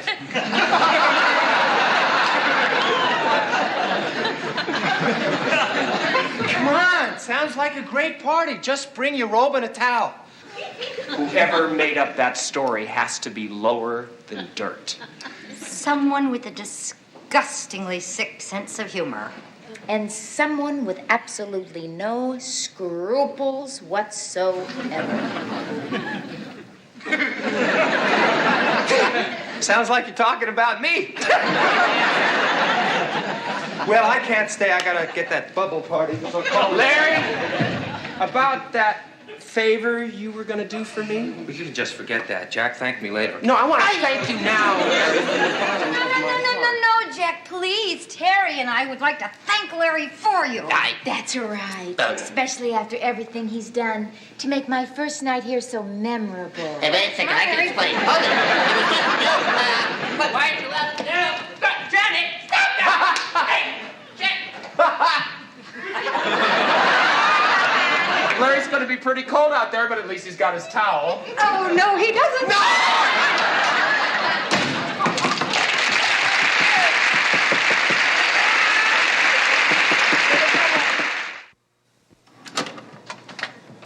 Hey, where's Terri? Oh, I think she went to bed. Oh, no. No, I'm gonna put a stop to this right now. Terri! Terri! Did you call me, Jack? Yeah. It's about your practicing. Oh, my God!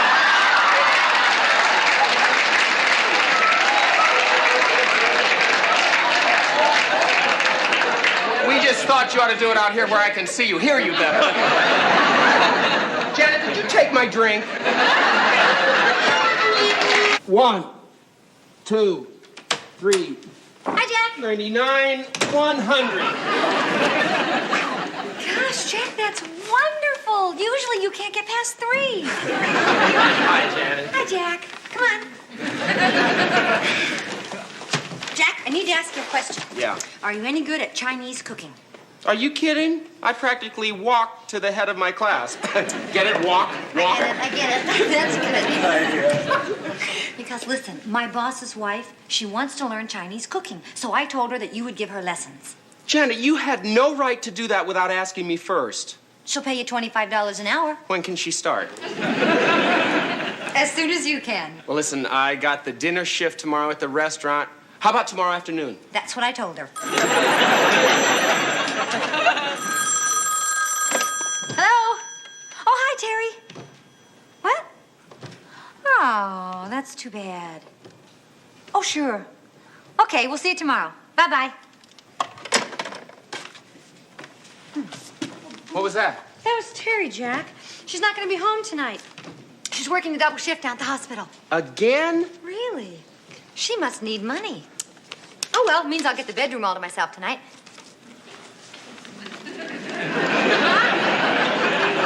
If you get lonely, just knock. You mean something like this? On second thought, why don't you just whistle?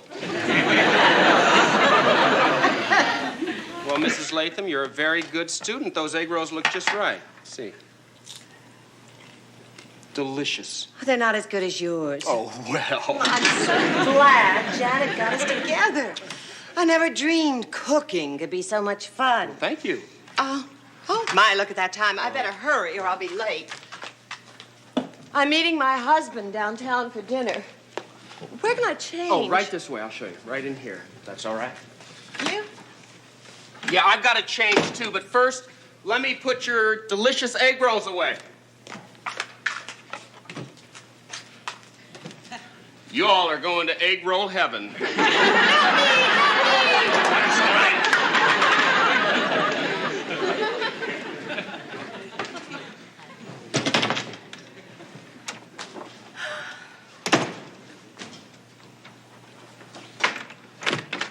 Well, Jack, Oh, hello. You must be one of Jack's roommates. Yes, I'm Terri. I'm Joanna Latham. You're certainly a lucky girl sharing an apartment with a man like Jack. Oh? Oh, for someone so young, he certainly knows what he's doing. Such technique. Really? Do you mind sipping me? Sure. That Jack. You know, he showed me things I'd never even heard of.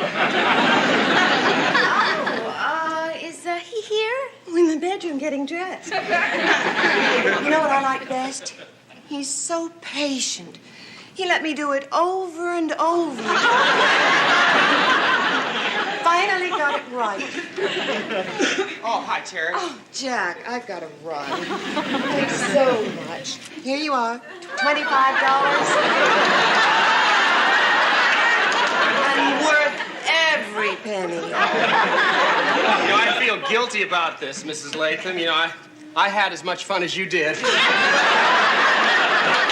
Don't be silly, Jack. You earned it. Oh. See you soon. All right, bye-bye now. Listen, Terri, I got to get to work. Jack, we have to talk about something. Listen, I don't want to be late. Listen, Jack, I gotta talk to you. Sure, first thing in the morning. Bye-bye. Listen, Jack. Oh, hi, Jack. I just ran into Mrs. Latham downstairs.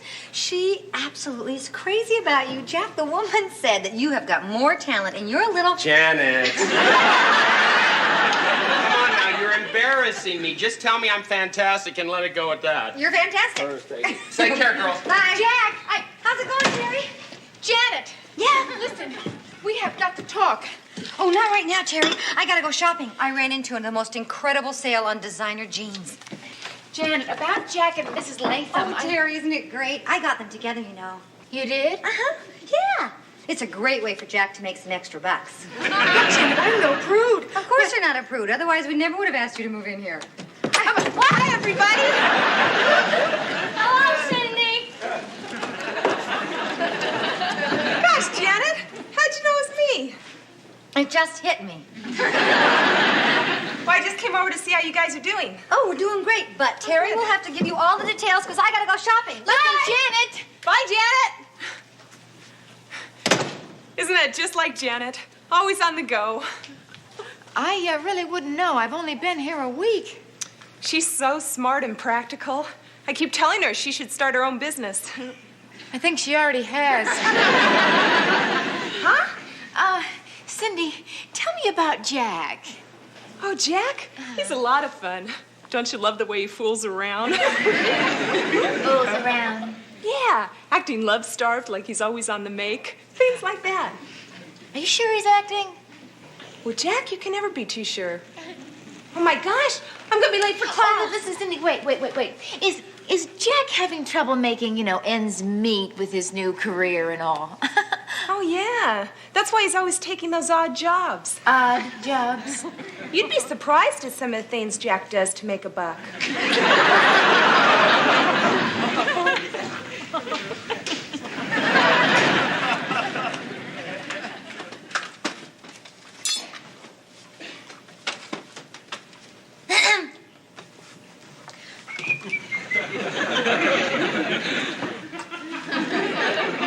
Well, what do you think? My new designer jeans, only $20. Hey, that's cheap. Jack, are you kidding? Especially for Calvin Klein's. Janet, the label says Calvin Clones. Keep going, Janet, you're gaining on it. How embarrassing. Oh, just sit down and eat your eggs. Well, okay.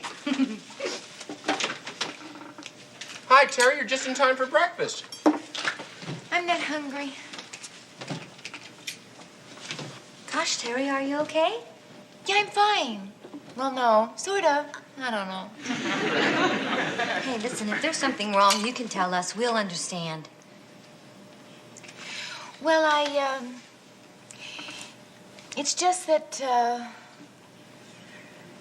I think I may have to move. Move? You just got here. Yeah, we thought you liked it here. I do, but... Then why would you have to move? I'd rather not say. Well, Terry, wait a minute. Jack. Now, if you... No, I mean, Jack, if she... It's none of our business. Jack! Does this have anything to do with a man? It certainly does. That's for me. I'll get it. What's going on? I don't know. Let's go find out. Hello, Terry. Oh, hi. Oh, Janet and Jack, this is a friend of mine, Dr. Anderson. Hello. How do you do? What's up, Doc?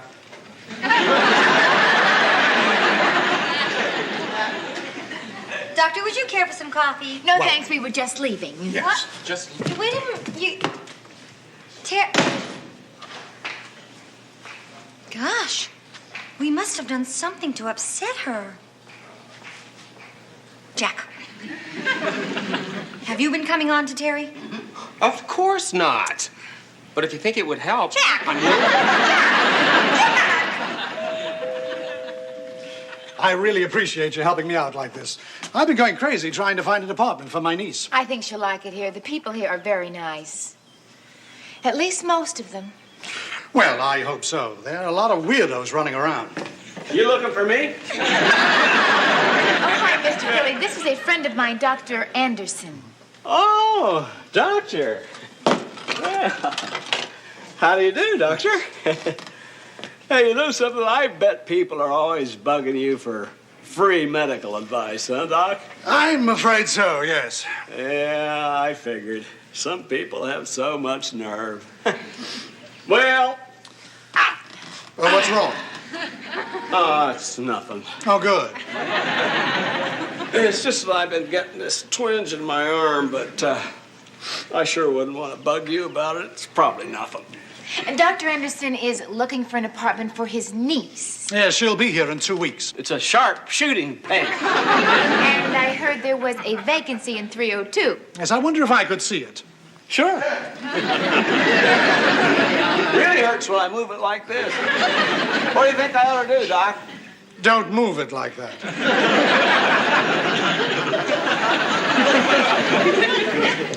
Mr. Furley, could you show Dr. Anderson the apartment? Sure. Just as soon as I take this paint up to your place. Be right back. Hey, Doc, you know what? My arm feels better already. I want her to move. We gotta think of something to do to change her mind. Jack, something has happened that's upset her. If we could just find out what that is. Yeah, that's a good idea. Well, why don't you just come right out and ask her what you did? The wrong person is moving out. Oh, hi. Hi. I finally got that paint you've been wanting for your bedroom. Oh, great. Let's take a look at the colors. Factory seconds. Blue for the ceiling and green for the trim. Oh, boy, how cheap. What was that? I said blue and green. How chic. And it's cheap, too.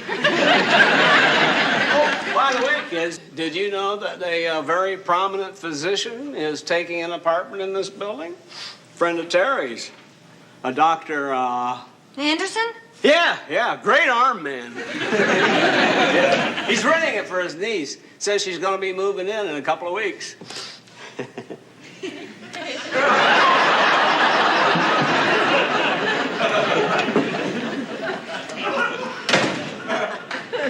His niece, my aspidistra. Poor boy. Come on, Jack, grow up. There is no niece. He's taking that apartment for Terry. Oh, Janet, you're going bonkers on me. A perfect stranger comes to the door, and right away you got him moving in with Terry. Jack, he is no stranger to Terry, and now he's gonna set her up in a nice low-rent love nest. Oh, please, Janet, come on. Jack, look, he's probably just taking advantage of the fact that she needs money right now. Boy, I can just see it. At first, he'll come to see her every day. Then pretty soon, once a week. Then once a month. Then he's gonna find somebody younger and he'll just throw her out like an old shoe. The whole sordid story is just as clear as a bell. It ought to be. We saw it last week on General Hospital. Okay, fine, Jack Tripper, fine. Mr. Furley said that this niece was going to be moving in 2 weeks. We'll just see who's bonkers then. Well, wait a minute. Jack, what? Terry, listen. You're not serious about leaving us, are you? I'm afraid I am. You mean you're moving out just like that? No, I'll give you time to find a new roommate. You will? Yeah, how much time? 2 weeks. You see? What did I tell you? I was right, Jack. She's going to move in with him. What should we do? Janet, there's only one thing to do. What? I don't know!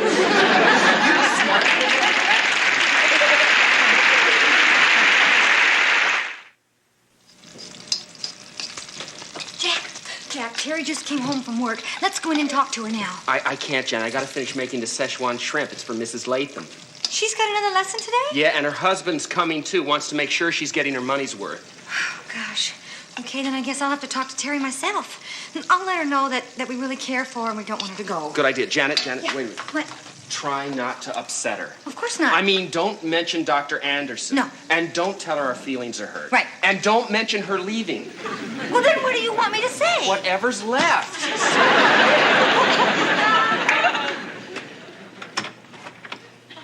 Hi, Terry. Hi.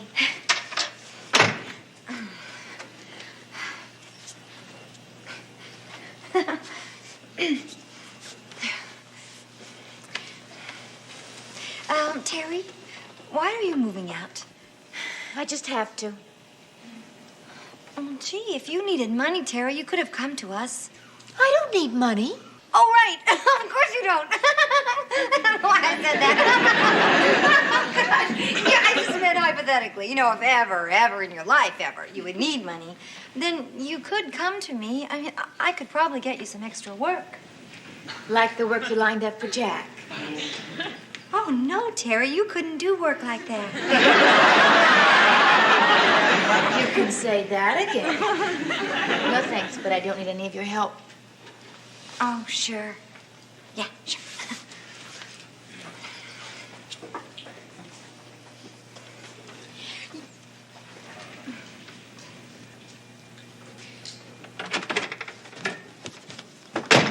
Any luck? None at all. Okay, then I'll have to talk to her. Oh, Jack, please don't make it any worse. Trust me, Janet. I know what I'm doing. Are you sure? Of course not.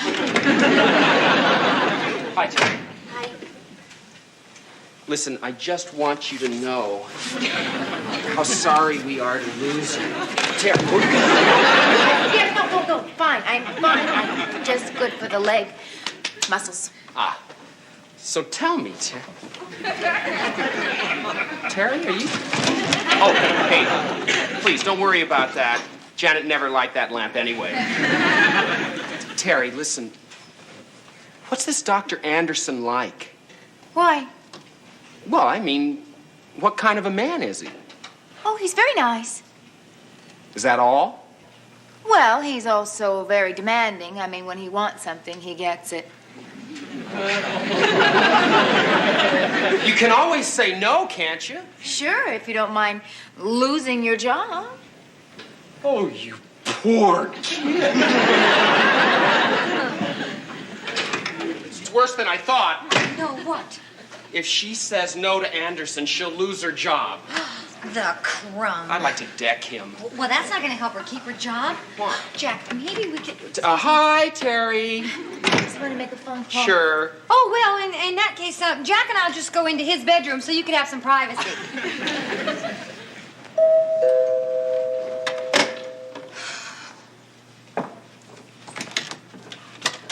Yeah, hello, I'm Tom Latham. Mr. Latham? Yes.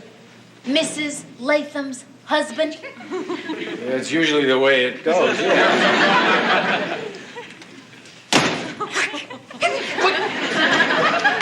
Oh, you poor man. Here, come there, sit down. How about some coffee? Thank you. You really shouldn't be here. Why? Isn't today my wife's lesson? You know about Jack and your wife? Sure. You don't mind? Of course not. She has to learn somehow.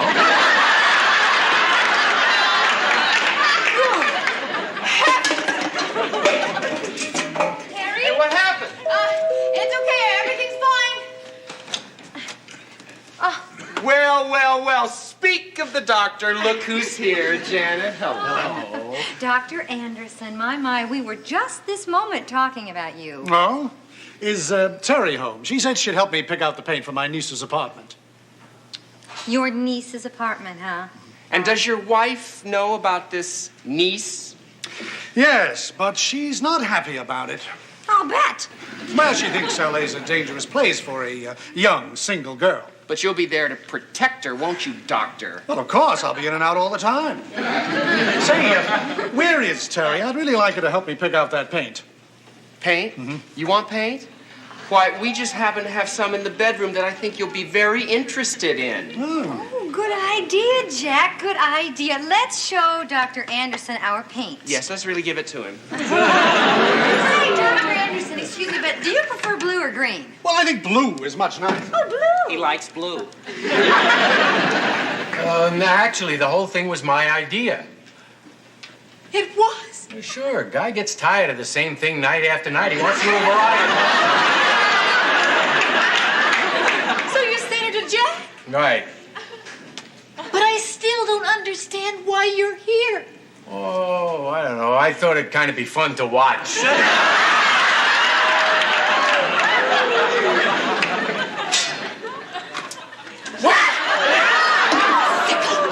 What are you...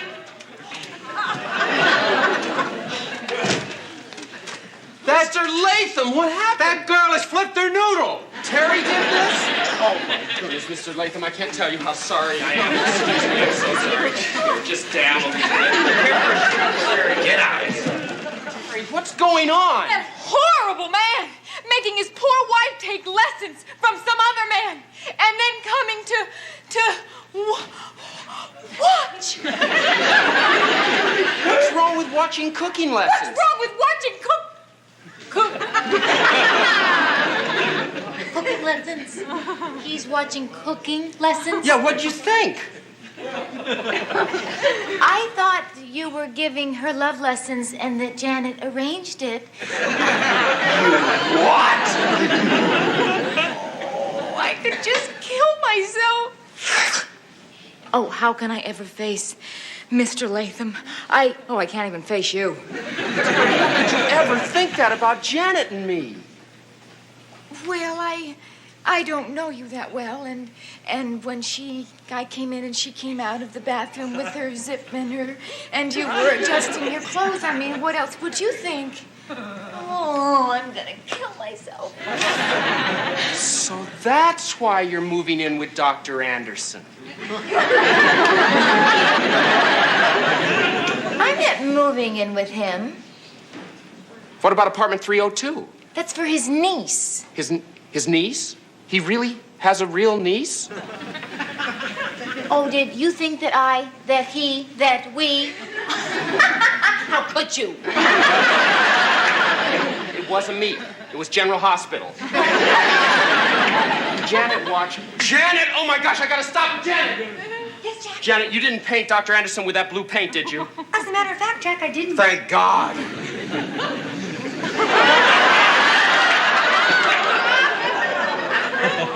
He looks much better in green. Dr. Anderson, what happened? You tell me. Okay, Doctor, excuse me, but it's really very funny. See, Janet here thought that you were setting up a love nest for Terri, But of course you're not.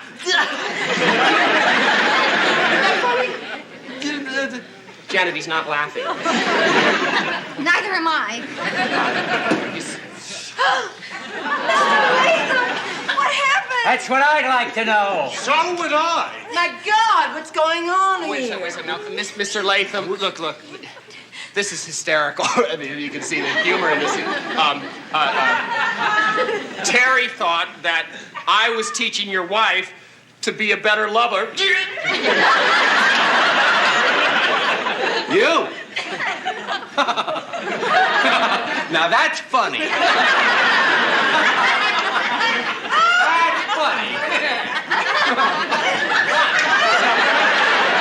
It's not that funny.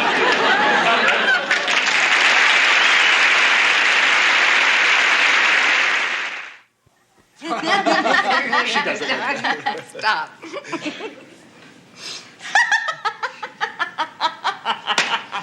What was really funny was that you were thinking that I was going to move in with Dr. Anderson. You gave us every reason to believe that, Terry. Oh, come on, it was the most simplest thing in the world. Wait a second. Hey, what's going on here? Here's a neutral party. We'll ask her opinion. I'll ask her. Cindy, what would you think if you came in and you saw a strange woman coming through the bathroom, zipping up her dress, and Jack adjusting his clothes? I think Jack was giving her cooking lessons. There. With a bitterness that set those teeth on edge. Never bloody stopped, did he? Roland sneered.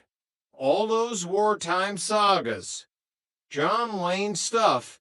To hear him go on, you'd think he won the war by himself. Those eyes narrowed. He stepped forward, his voice low and dangerous.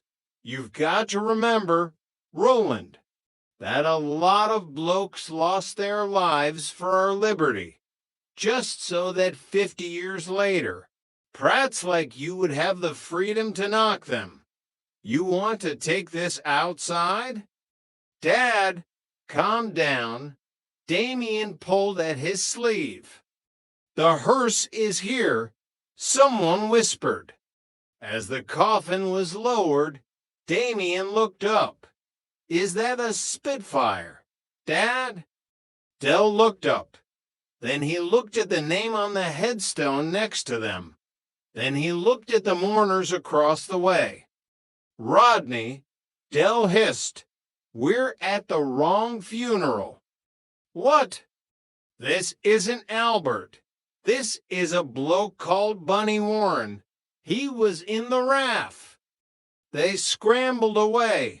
A chaotic blur of black coats and embarrassed apologies, leaving the RAF veteran to his final rest. It was a mistake Albert would have loved. He always did enjoy a bit of a mix-up at sea. Chapter 5, The Gold Rush. The debt to the Inland Revenue loomed like a dark cloud over Nelson Mandela House. Dell needed a miracle. He needed a big win. And as he sat in front of the television, watching Jonathan Ross host the latest hit game show, Gold Rush, he saw his path. I'm going on it, Dell announced. I'm going to win the 100 grand. Dell, you thought the potato was introduced to England by King Edward, Cassandra pointed out. I didn't hear the question properly. I was distracted by his tie. Despite the skepticism, Dell made it. He found himself standing under the bright studio lights, facing Jonathan Ross. He looked out into the audience, seeing Raquel and Damien cheering him on. He sailed through the early rounds. Kilimanjaro. Any idiot knew that. The state President Kennedy was born in. He used a shot in the dark and guessed Florida. He was wrong it was Texas, but he was still in the game. Then came the 50,000-pound question. Which classical guitarist wrote the opera The Child and The Enchantment? Jonathan Ross asked, was it Ravel, Segovia, or Rodrigo? Del froze. He looked at the options. He felt the sweat pricking at his hairline. He needed his SOS. He needed the one person he could always rely on for a bit of book learning. I'll call my brother, Rodney, Del said. The phone rang in the flat. Rodney, currently dressed as a Roman gladiator for a fantasy therapy session with Cassandra, who was dressed as a policewoman, answered the phone. Hello, Rodney, it's Jonathan Ross. Oh, piss off, Mickey Pears. Rodney snapped before realizing it actually was the BBC. The question was relayed. Rodney, the man with two GCEs, the man who had read The Guardian at least twice, didn't hesitate. It's Ravel, Del, 100%. You heard the man. Del shouted to the studio. It's Ravel. I know my classics. The silence that followed was agonizing. Jonathan Ross looked at Del with a pitying expression. I'm afraid it was Segovia.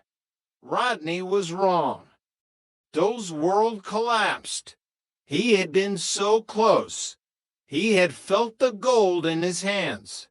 He walked off the stage, a broken man, leaving his family and his dignity behind in the studio. Chapter 6, The Ravel Twist. Hours later, Del wandered into the flat. His shoulders slumped. Raquel and the others were already there, the atmosphere thick with disappointment. I'm sorry, Raquel, Del mumbled. I could have sworn it was Ravel. And so could I, Cassandra sighed, still adjusting her police hat. Well, you're both dipsticks then, aren't you? Del snapped, his old fire returning for a brief moment. Everyone knows Ravel makes shoes. It was a trick question. He sank into the sofa, defeated. But then the phone rang. Hello. Yes, this is Derek Trotter. What? No. Del's face went through a kaleidoscope of emotions. Shock, disbelief, and finally, a grin that could light up the whole of South London. He says there's been a mistake. It was Ravel. The researchers got it wrong. I've won the 50 grand, and I'm going back on the show for the 100. The room erupted. Cheers, hugs, and the sound of Rodney falling over his own gladiator sandals. We're back, Del shouted, punching the air. Who do you people think we are? We're the Trotters. This time next year, we'll be millionaires. In the distance, the jukebox from the Nag's Head seemed to play a celebratory tune. The suitcase was in the van, the dreams were back on the table, and in the heart of Peckham, the legend of the Trotters continued. Chapter 7, The Final Countdown. The following Thursday, the atmosphere at the BBC television center was electric. Del sat in the makeup chair, his skin being buffed to a radiant orange.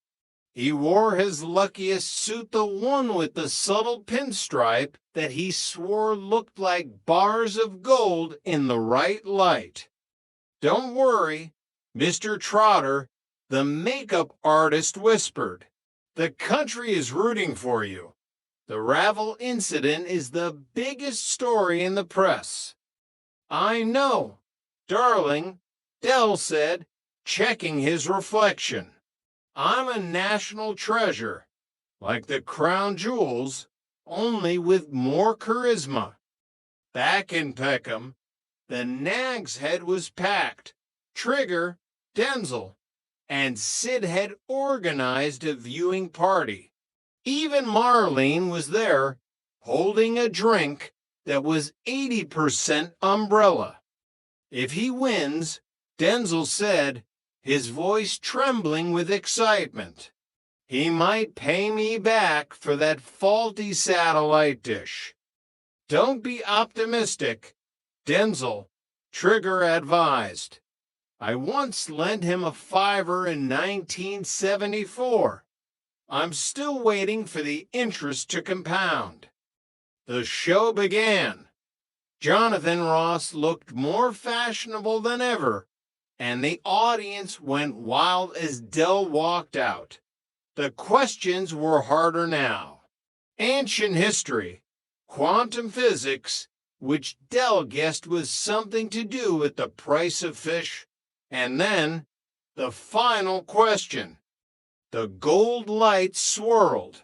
The music reached a crescendo. For 100,000 pounds, Derek, Jonathan began, his voice dropping to a whisper. Which 18th century explorer discovered the Hawaiian Islands? Dell's mind went blank. He looked at the choices. Captain Cook, Christopher Columbus, or Sir Francis Drake. He felt the ghost of Uncle Albert whispering in his ear something about the Pacific, something about a bad batch of rum.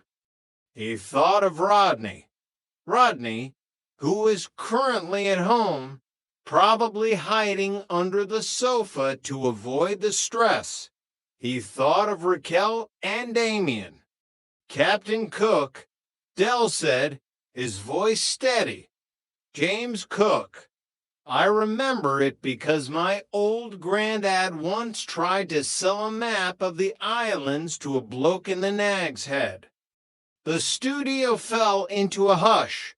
Jonathan Ross held the silence for an eternity.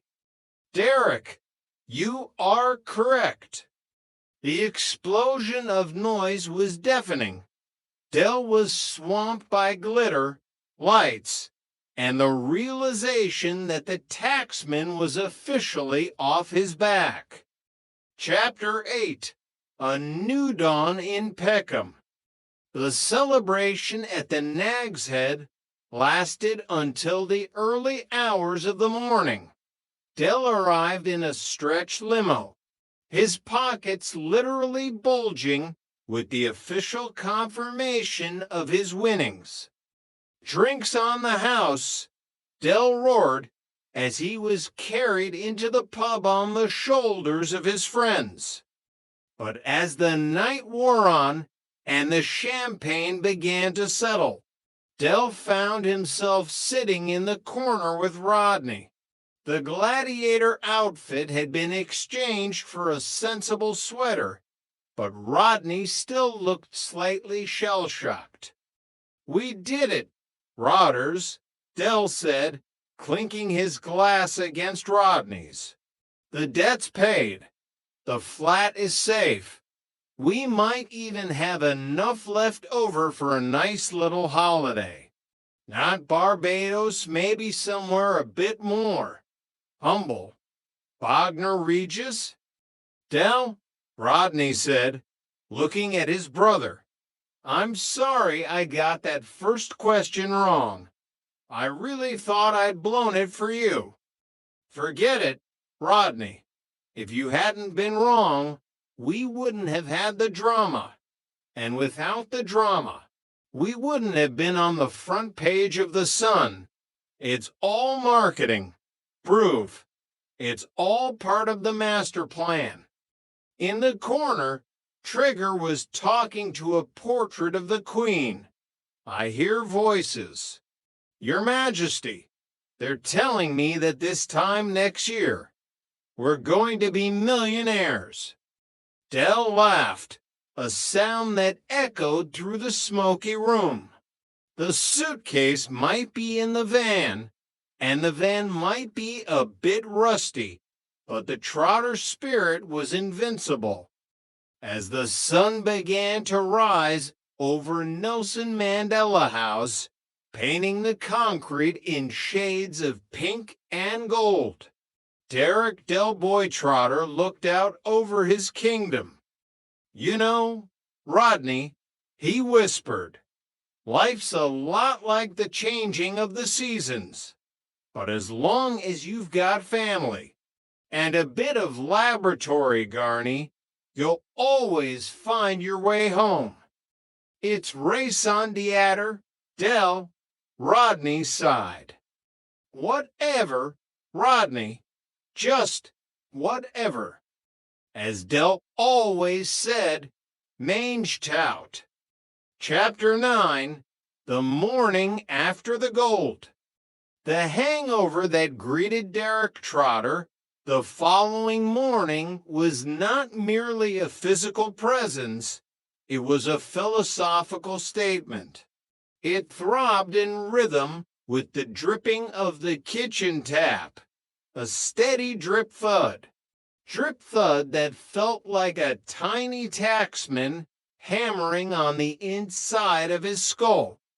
Del sat at the small kitchen table, clutching a mug of tea that was more sugar than leaf. Opposite him, Raquel was already dressed, looking remarkably composed given the quantity of celebratory baby hymn she had consumed. The check won't clear for 3 days. Del, she said softly, placing a plate of burnt toast in front of him. 3 days, Del croaked, his voice sounding like it had been dragged through a gravel pit. I've got people to pay, Raquel. I've got commitments. I've got a lifestyle to maintain. You've got a bankrupt status to resolve, she reminded him.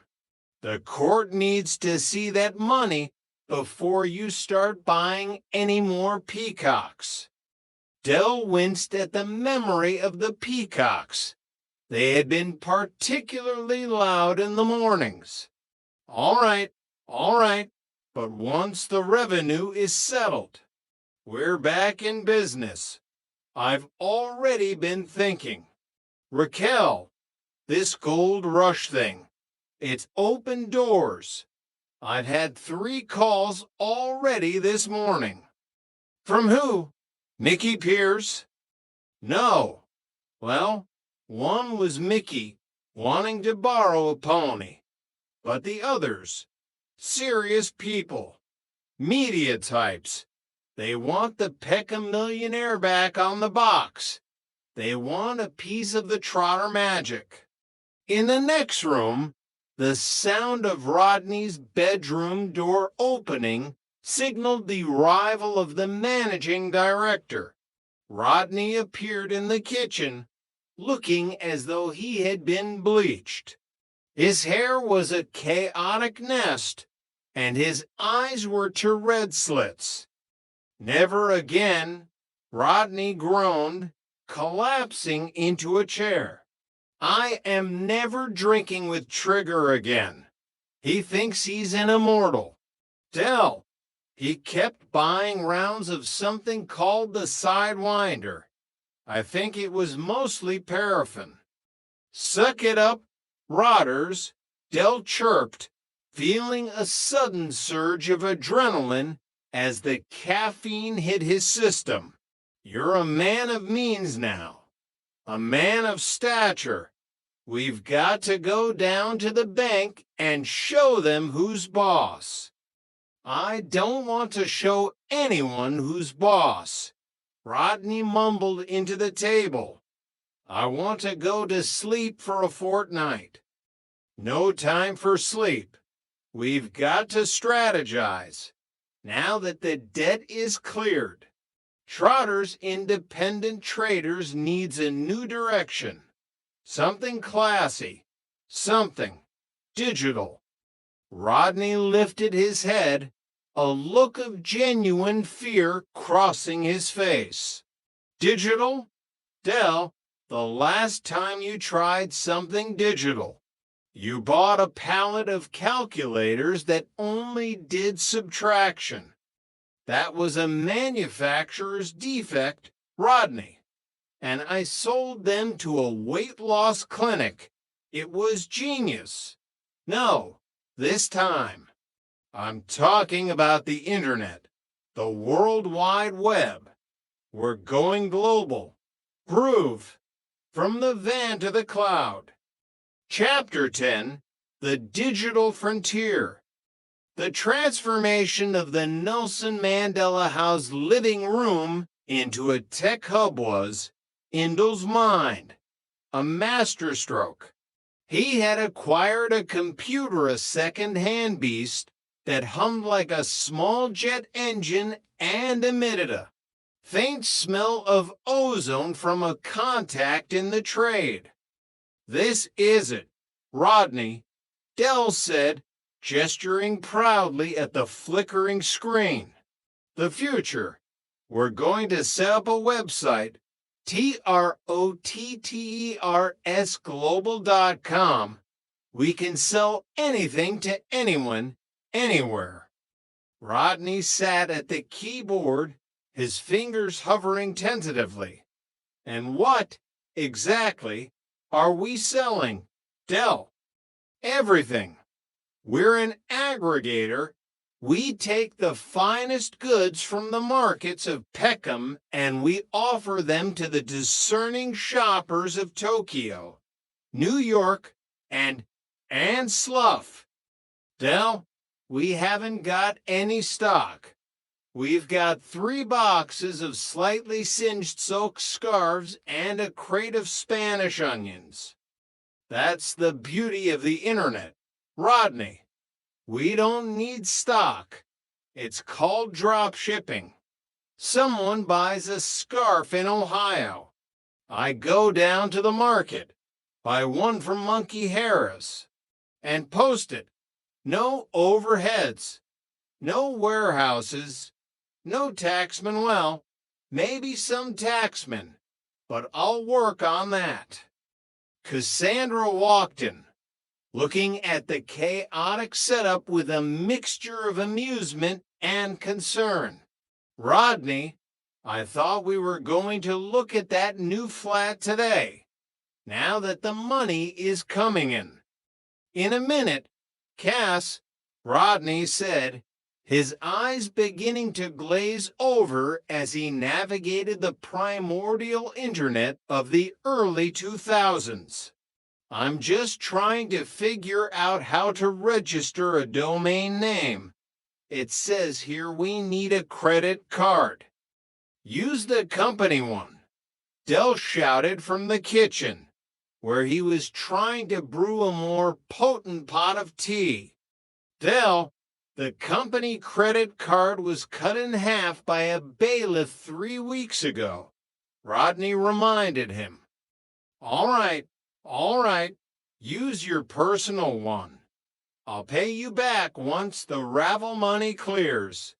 It's an investment. Rodney, think of the branding. Think of the reach. For the next 4 hours, the flat was a hive of frantic activity. Rodney, despite his skepticism, found himself getting sucked into the challenge of building a web page. He used a primitive site builder, uploading grainy photos of Dul's exclusive merchandise. By sunset, Trotter's Independent Traders Global Solutions was live. Look at that, Del whispered, staring at the screen. It's beautiful. It's like the Louvre, only with better deals. It's a bit basic, Del, Cassandra noted. And you've spelled independent wrong. There's an E in there. It's a stylistic choice, Cassandra. It makes us look edgy, unconventional. Suddenly, the computer emitted a loud ping. What was that? Del jumped. We've got an order, Rodney said, his voice trembling. Someone in Zurich wants 12 crates of the Spanish onions. Del froze. He looked at Rodney. He looked at the Spanish onions sitting in the hallway. 12 crates? I've only got one. Well, you'd better get down to the market, hadn't you? Rodney smirked. The global market waits for no man. Managing Director. Chapter 11, The Swiss Onion Crisis. The following 48 hours were a blur of frantic negotiations, heavy lifting, and the sudden realization that international shipping was significantly more complicated than a trip in the Capri. Del spent the morning hounding every trader in South London for Spanish onions. By midday, he had secured the 12 crates, though several of the onions looked suspiciously like they had seen better days and possibly better decades. We need to pack them, Rodney, Del shouted as they stood in the tiny hallway of the flat, surrounded by the pungent aroma of thousands of alliums, international standards, bubble wrap, cardboard, fragile stickers. Del, the shipping costs to Zurich are going to be more than the profit on the onions, Rodney pointed out, holding a calculator and looking increasingly distressed. Nonsense. We'll use the economy route. I know a bloke who drives a refrigerated truck to the continent. He'll take them for a few crates of beer and a promise of future business. And what about the customs forms? Cassandra asked, stepping over a crate of onions as she returned from work. You can't just send 12 crates of vegetables across borders without documentation. Del waved a hand dismissively. Documentation is just paper. Cassandra, it's a formality. I'll write off his supplies on the box. Who's going to check? The Swiss customs authorities. Del, they're famous for checking things. That's why their watches are so good, Rodney yelled. Despite the warnings, the onions were packed, labeled, and loaded into the back of a very suspicious-looking white van driven by a man known only as Blinky.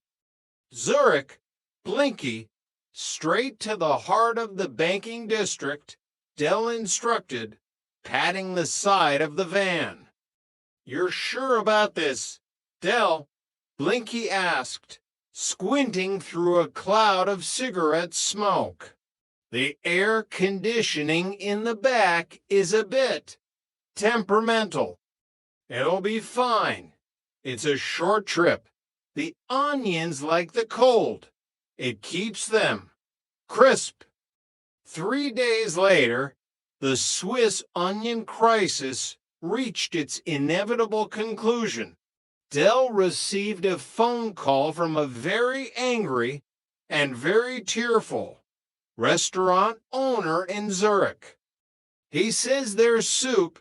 Del, Rodney translated as Del listened to the frantic German shouting on the other end. He says the van broke down in a heat wave in northern France. The onions didn't just crisp up. They fermented. He says the smell was so bad the local gendarmerie evacuated a service station. Del slumped into his chair. Fermented. They were supposed to be gourmet. He's demanding a refund, plus damages for emotional distress and the cost of the industrial cleaning of his loading dock. A refund? But I've already spent the money on that new suit. Raquel walked in, holding a letter from the bank. Del, the gold rush check has cleared. But there's a problem. A problem. What problem? It's legal tender.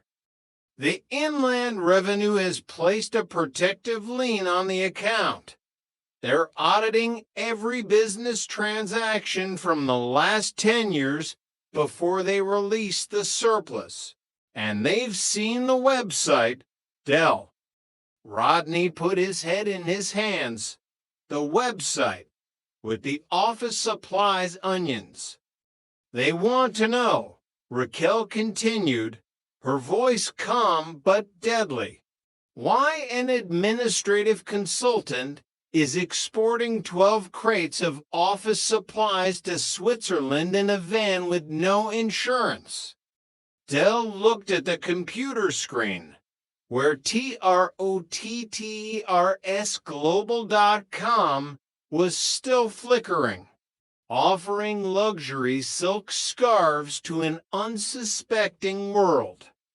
Well, Del whispered, a slow grin beginning to spread across his face despite the mounting catastrophe. You know what they say, Rodney. No publicity is bad publicity. We're on their radar now. We're players. We're targets, Del. We're targets. Chapter 12, The Legacy of Nelson Mandela House. The audit lasted for 6 weeks. It was a period of intense scrutiny, during which a very polite, very persistent young man named Mr. Henderson spent his days sitting in the Trotter living room, going through shoe boxes of receipts that were mostly handwritten and occasionally stained with curry sauce. Del, however, was undeterred. He treated Mr. Henderson like an honored guest, offering him vintage port, which was actually a cheap sherry he'd rebottled, and regaling him with stories of the good old days on the markets. You see, Henderson, Del said, leaning back with a cigar, business isn't just about numbers. It's about people.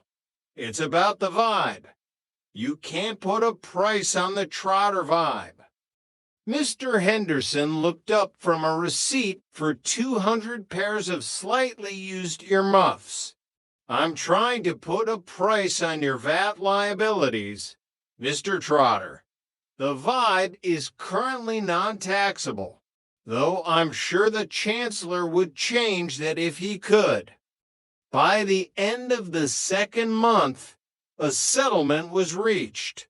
The gold rush winnings were used to clear the final debts, pay the fines for the Swiss onion incident, and settle a long-standing dispute with a local firm over some faulty patio furniture.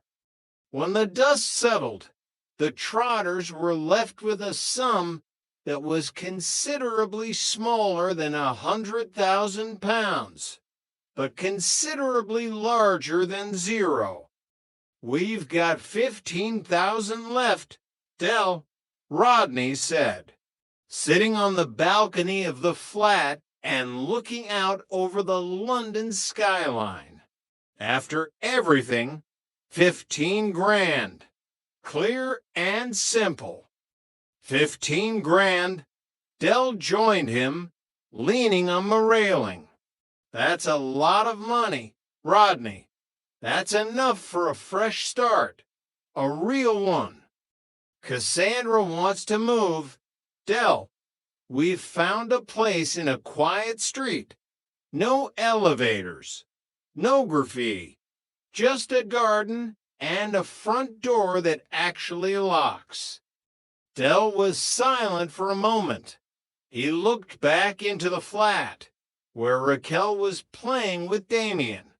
He thought of his mother, his grandfather, and Uncle Albert. He thought of the suitcase and the three-wheeled van. "You should go. Rodney," Del said softly. "You and Cassandra. You deserve the quiet life. You're the brains of the operation. But you were never meant for the hustle. Not really." Rodney looked at his brother, surprised by the sudden sincerity. "And what about you? Del, what are you going to do?" Del grinned, the old twinkle back in his eyes. "Me? I'm staying right here. Nelson Mandela House is my manor. And besides, I've had an idea. Oh, God, here we go. No, listen, it's brilliant. I was talking to a bloke in the pub. He's got a warehouse full of these new things. Electric scooters. They're going to be huge. Rodney, everyone's going to want one. We can brand them Trotter-Trons." Rodney sighed, but there was a smile playing at the corners of his mouth. He knew he could never really leave the world of Derek Trotter behind. No matter where he lived, the nice little earner would always be just a phone call away. "You're a nightmare, Del," Rodney said, standing up and heading back inside. "I'm a legend, Rodney. A legend. Now, where's the computer?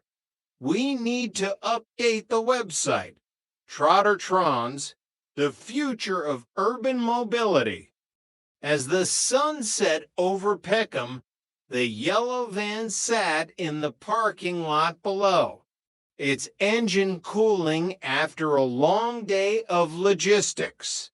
In the flat above, the sounds of laughter, shouting, and the hum of a second-hand computer filled the air. The Trotter legacy wasn't about the millions they had lost or the thousands they had won. It was about the hustle, the hope, and the unbreakable bond of a family that refused to stay down. And as long as there was a market to be conquered and a contact to be made, the world would always know the name Trotter. "Rodney," Del's voice echoed through the hallway. "What now, Del? Have you got a screwdriver? I think I can get this scooter to go faster if I bypass the safety switch."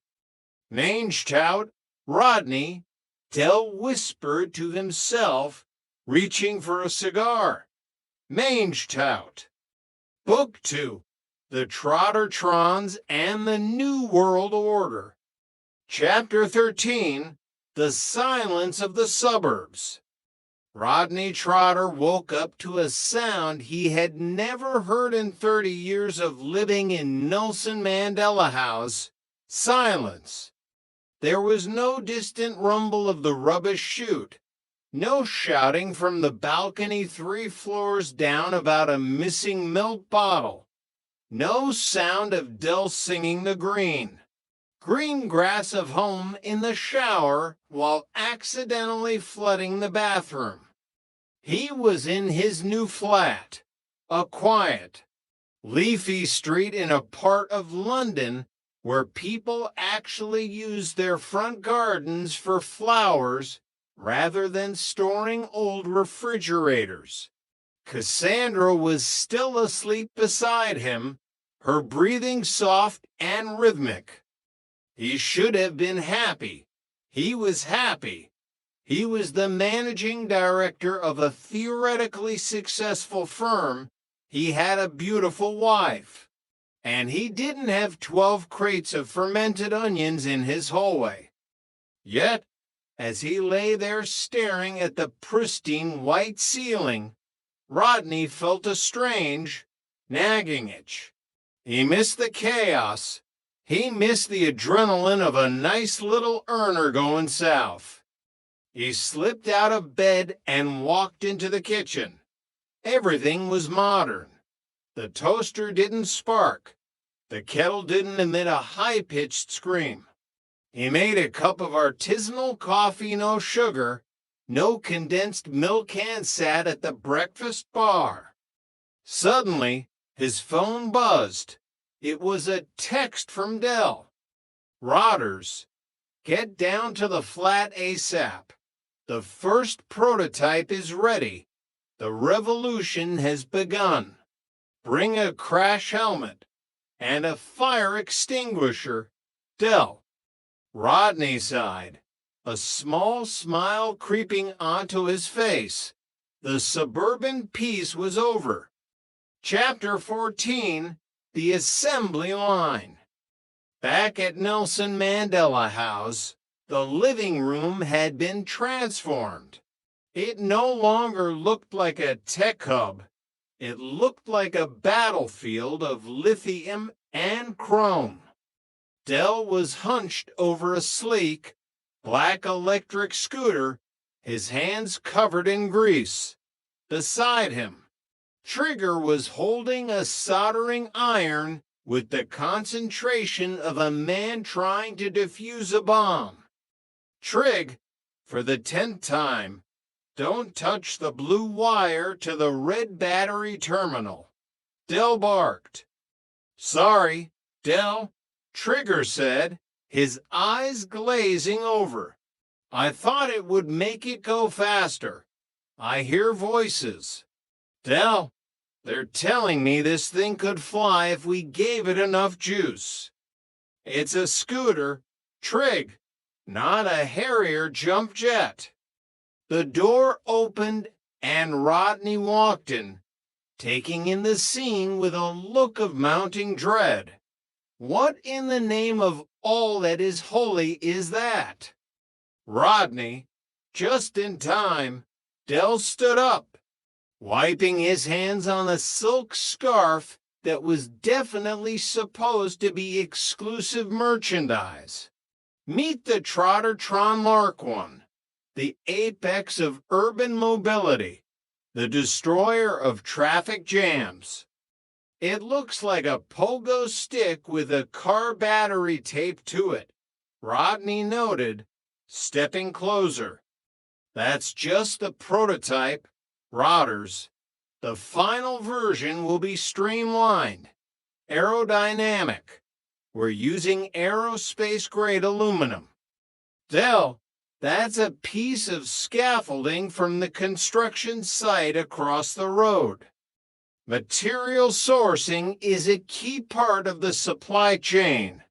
Rodney, don't get bogged down in the details. The point is, this thing has a top speed of 30 miles an hour. 30? Rodney's eyes widened. On those tiny wheels, it's a death trap. Not with the safety switch bypassed, it isn't. It's an extreme version. For the youth, for the thrill seekers. We're targeting the adrenaline economy. Rodney, think of the branding. I'm thinking of the lawsuits. Dell, Rodney sighed. Have you even thought about insurance or CE markings or the fact that it's illegal to ride these on the pavement? Dell waved a hand dismissively. Legal hurdles are just hurdles, Rodney. You jump over them. Now, I need you to do the marketing. We need a viral video. You know, like the kids do on the TikTok. Dell, I am not filming you riding that thing down the stairs of the estate. I was thinking of something more. Cinematic. A race against a bus from the Nag's Head to the station. We'll call it the Great Peckham Dash.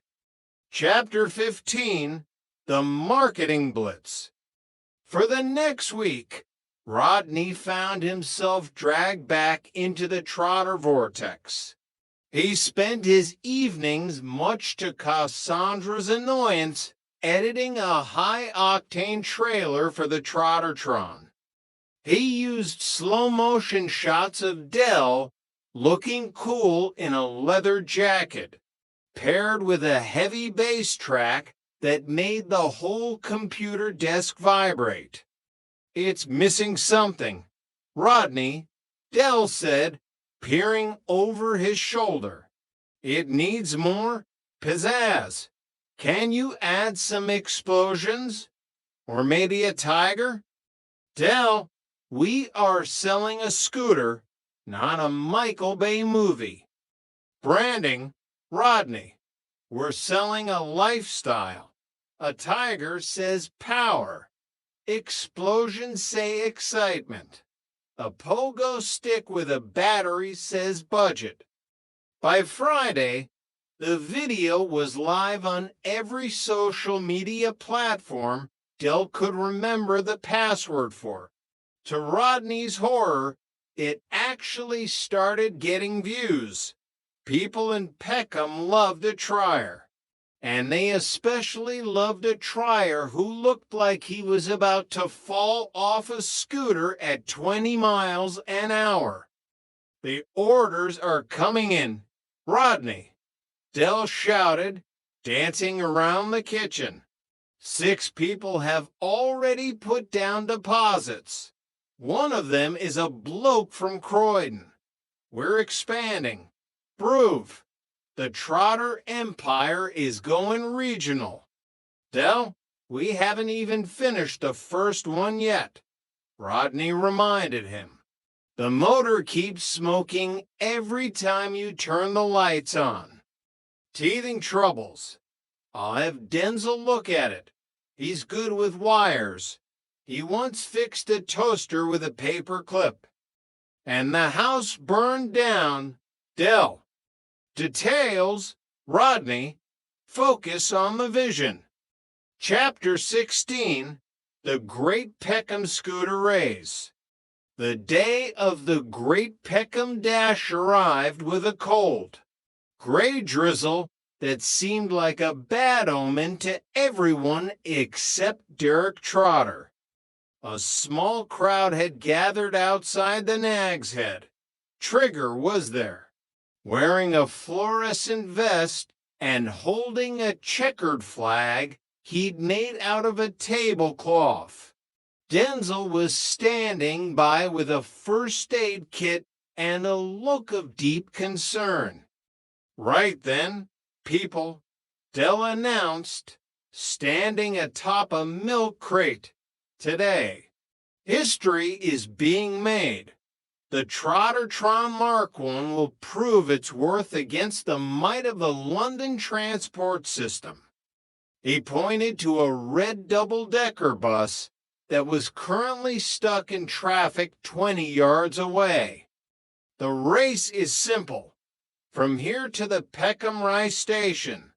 First one there wins the prestige, the glory, and a free pint at the Nag's Head. I'm not sure about this, Denzel whispered. The battery pack is looking a bit swollen. It's just expanding with power. Denzel, don't be a Jonah. Dell hopped onto the scooter. He looked every bit the futuristic pioneer, or at least a man who had watched too many sci-fi movies and then dressed himself in a dark alley. On your marks. Get set. Trigger wave the flag. Go. Dell twisted the throttle. The Trottertron emitted a high-pitched whine, like a choir of angry mosquitoes, and shot forward with surprising speed.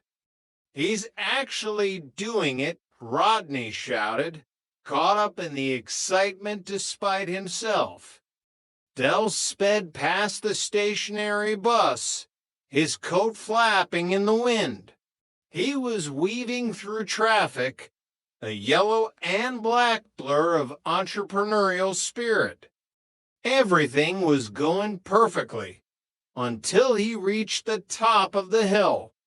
"The brakes, Rodney," Cassandra shouted, having come down to watch. "He's going too fast." Dell was indeed going fast. The extreme top speed of 30 miles an hour was being augmented by the steep decline of the road. "I can't slow down." Dell's voice echoed back to them, thin and terrified. "The levers come off in me hand." He was hurtling toward a busy intersection. Pedestrians scattered. A pigeon barely escaped with its life. Suddenly, there was a loud pop. A cloud of thick, purple smoke erupted from the base of the scooter. Dell disappeared into the smog. The Trottertron gave one final, defiant jerk and then disintegrated, sending Dell sliding across the wet pavement on his backside. He came to a stop right in front of a pair of shiny, black boots. Dell looked up. It was a policewoman. "Is this your vehicle, sir?" she asked, looking down at the smoking ruin of the Trottertron. Dell looked at the wreckage. He looked at the gathered crowd. He looked at Rodney, who was currently hiding his face in his hands. "No, officer," Dell said, standing up and brushing himself down with as much dignity as he could muster. "I was just testing the friction coefficients of the local tarmac for a government study." "And the Trottertron logo on the side?" Dell paused. He looked at the smoking battery pack. It's a code name. For the study, highly confidential. Laboratory Garney, as they say in the trade. It's raison d'être, Dell." Rodney's voice drifted over from the sidewalk. "Shut up, Rodney." Chapter 17, Back to the Drawing Board. That evening, the atmosphere at Nelson Mandela House was subdued. Dell sat on the sofa, a large bandage on his leg and a glass of cognac in his hand. The Peckham Dash had been a disaster. The video of the spectacular crash had gone even more viral than the trailer, but not in the way he had hoped. The comments were less "where can I buy one?" and more "is he still alive?" "The deposits have been refunded, Dell," Rodney said, sitting at the computer. "And we've had a cease and desist letter from the council about unauthorized vehicle testing and chemical smoke pollution." "They don't understand vision, Rodney," Dell sighed. "They're small-minded. They see a crash. I see a durability test that exceeded expectations. You slid 50 yards on your arse, Dell. The durability test was on your trousers, not the scooter." All right. So the Trottertron is dead. Cap it. Dead as the dodo. "So what now?" Raquel asked, walking in with a tray of tea. "Are you finally going to take that job Trigger offered you at the council?" Dell looked at the cognac. He looked at the empty living room, where the tech hub and the assembly line had both failed. For a second, He looked truly defeated. But then the phone rang. Hello. Yes, this is Derek Trotter speaking. Dole's face changed. The spark returned. The orange glow of his skin seemed to intensify. What? Really? A whole warehouse of them. And they're what? Vintage. Del listened, his eyes widening. He looked at Rodney with a grin that could melt a glacier. Right. Don't sell them to anyone else. I'll be there tomorrow morning with the van. Cash in hand. Well, cash in a promise. Lovely jubbly. He slammed the phone down. Rotters, get the coat. We're back. Back? Back to what? Del, what have you bought now? Del leaned in, his voice a conspiratorial whisper. Vintage solar panels, Rodney. From an old space station project, they're slightly cracked. But I've worked it all out. We're going green, proof, Trotter Solar, powering the people. Rodney sighed, a long, weary sound that echoed through the flat. He looked at Cassandra, then back at his brother. He knew the silence of the suburbs wouldn't last. As long as Del Boy had a phone and a contact, there would always be another scheme, another dream, another year that might finally be the one.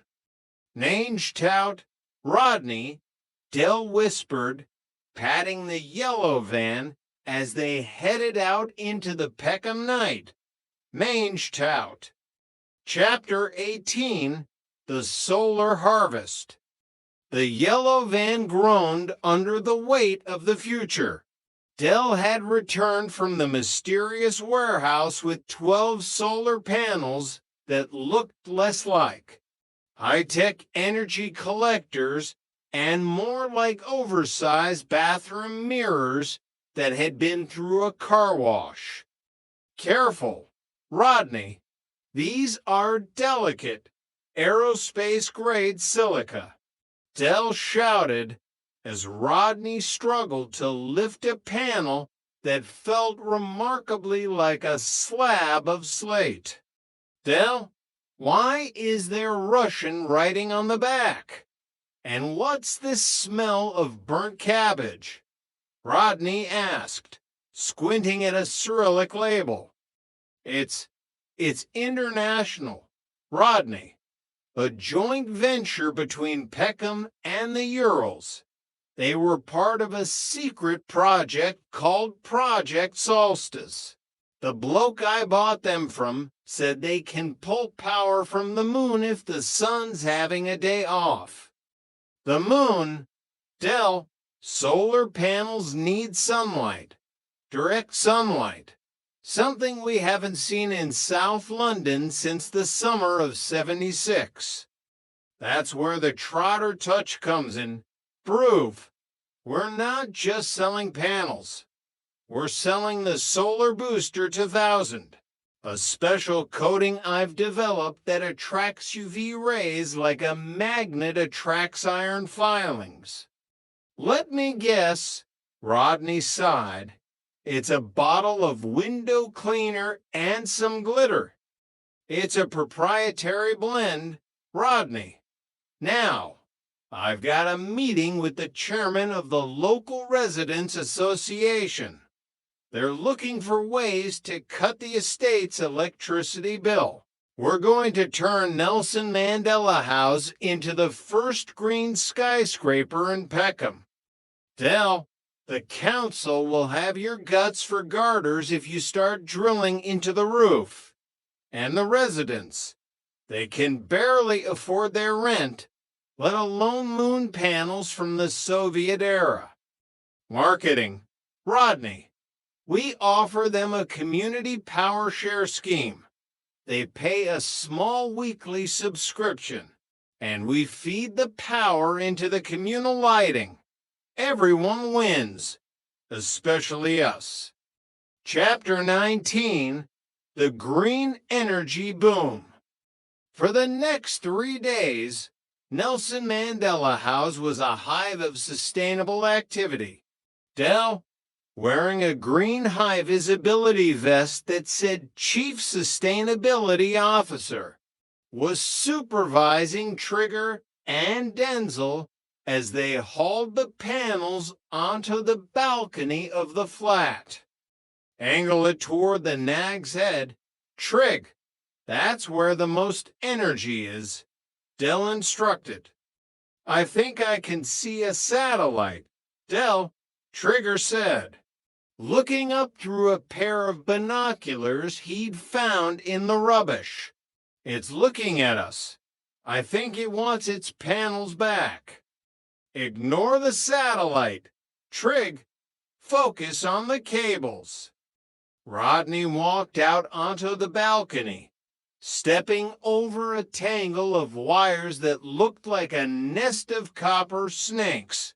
Del, the police are downstairs. Someone reported a mysterious glowing object on the 12th floor. Glowing. That's the solar booster working. Rodney, it's absorbing the ambient light. Tell them it's an experimental lighthouse for pigeons. Del, the lights in the hallway are flickering. Every time you connect a panel, the elevator stops between floors. I think you've tapped into the main grid instead of generating your own power. It's a hybrid system. Rodney, we're stabilizing the grid. It's a public service. Suddenly, the sky darkened.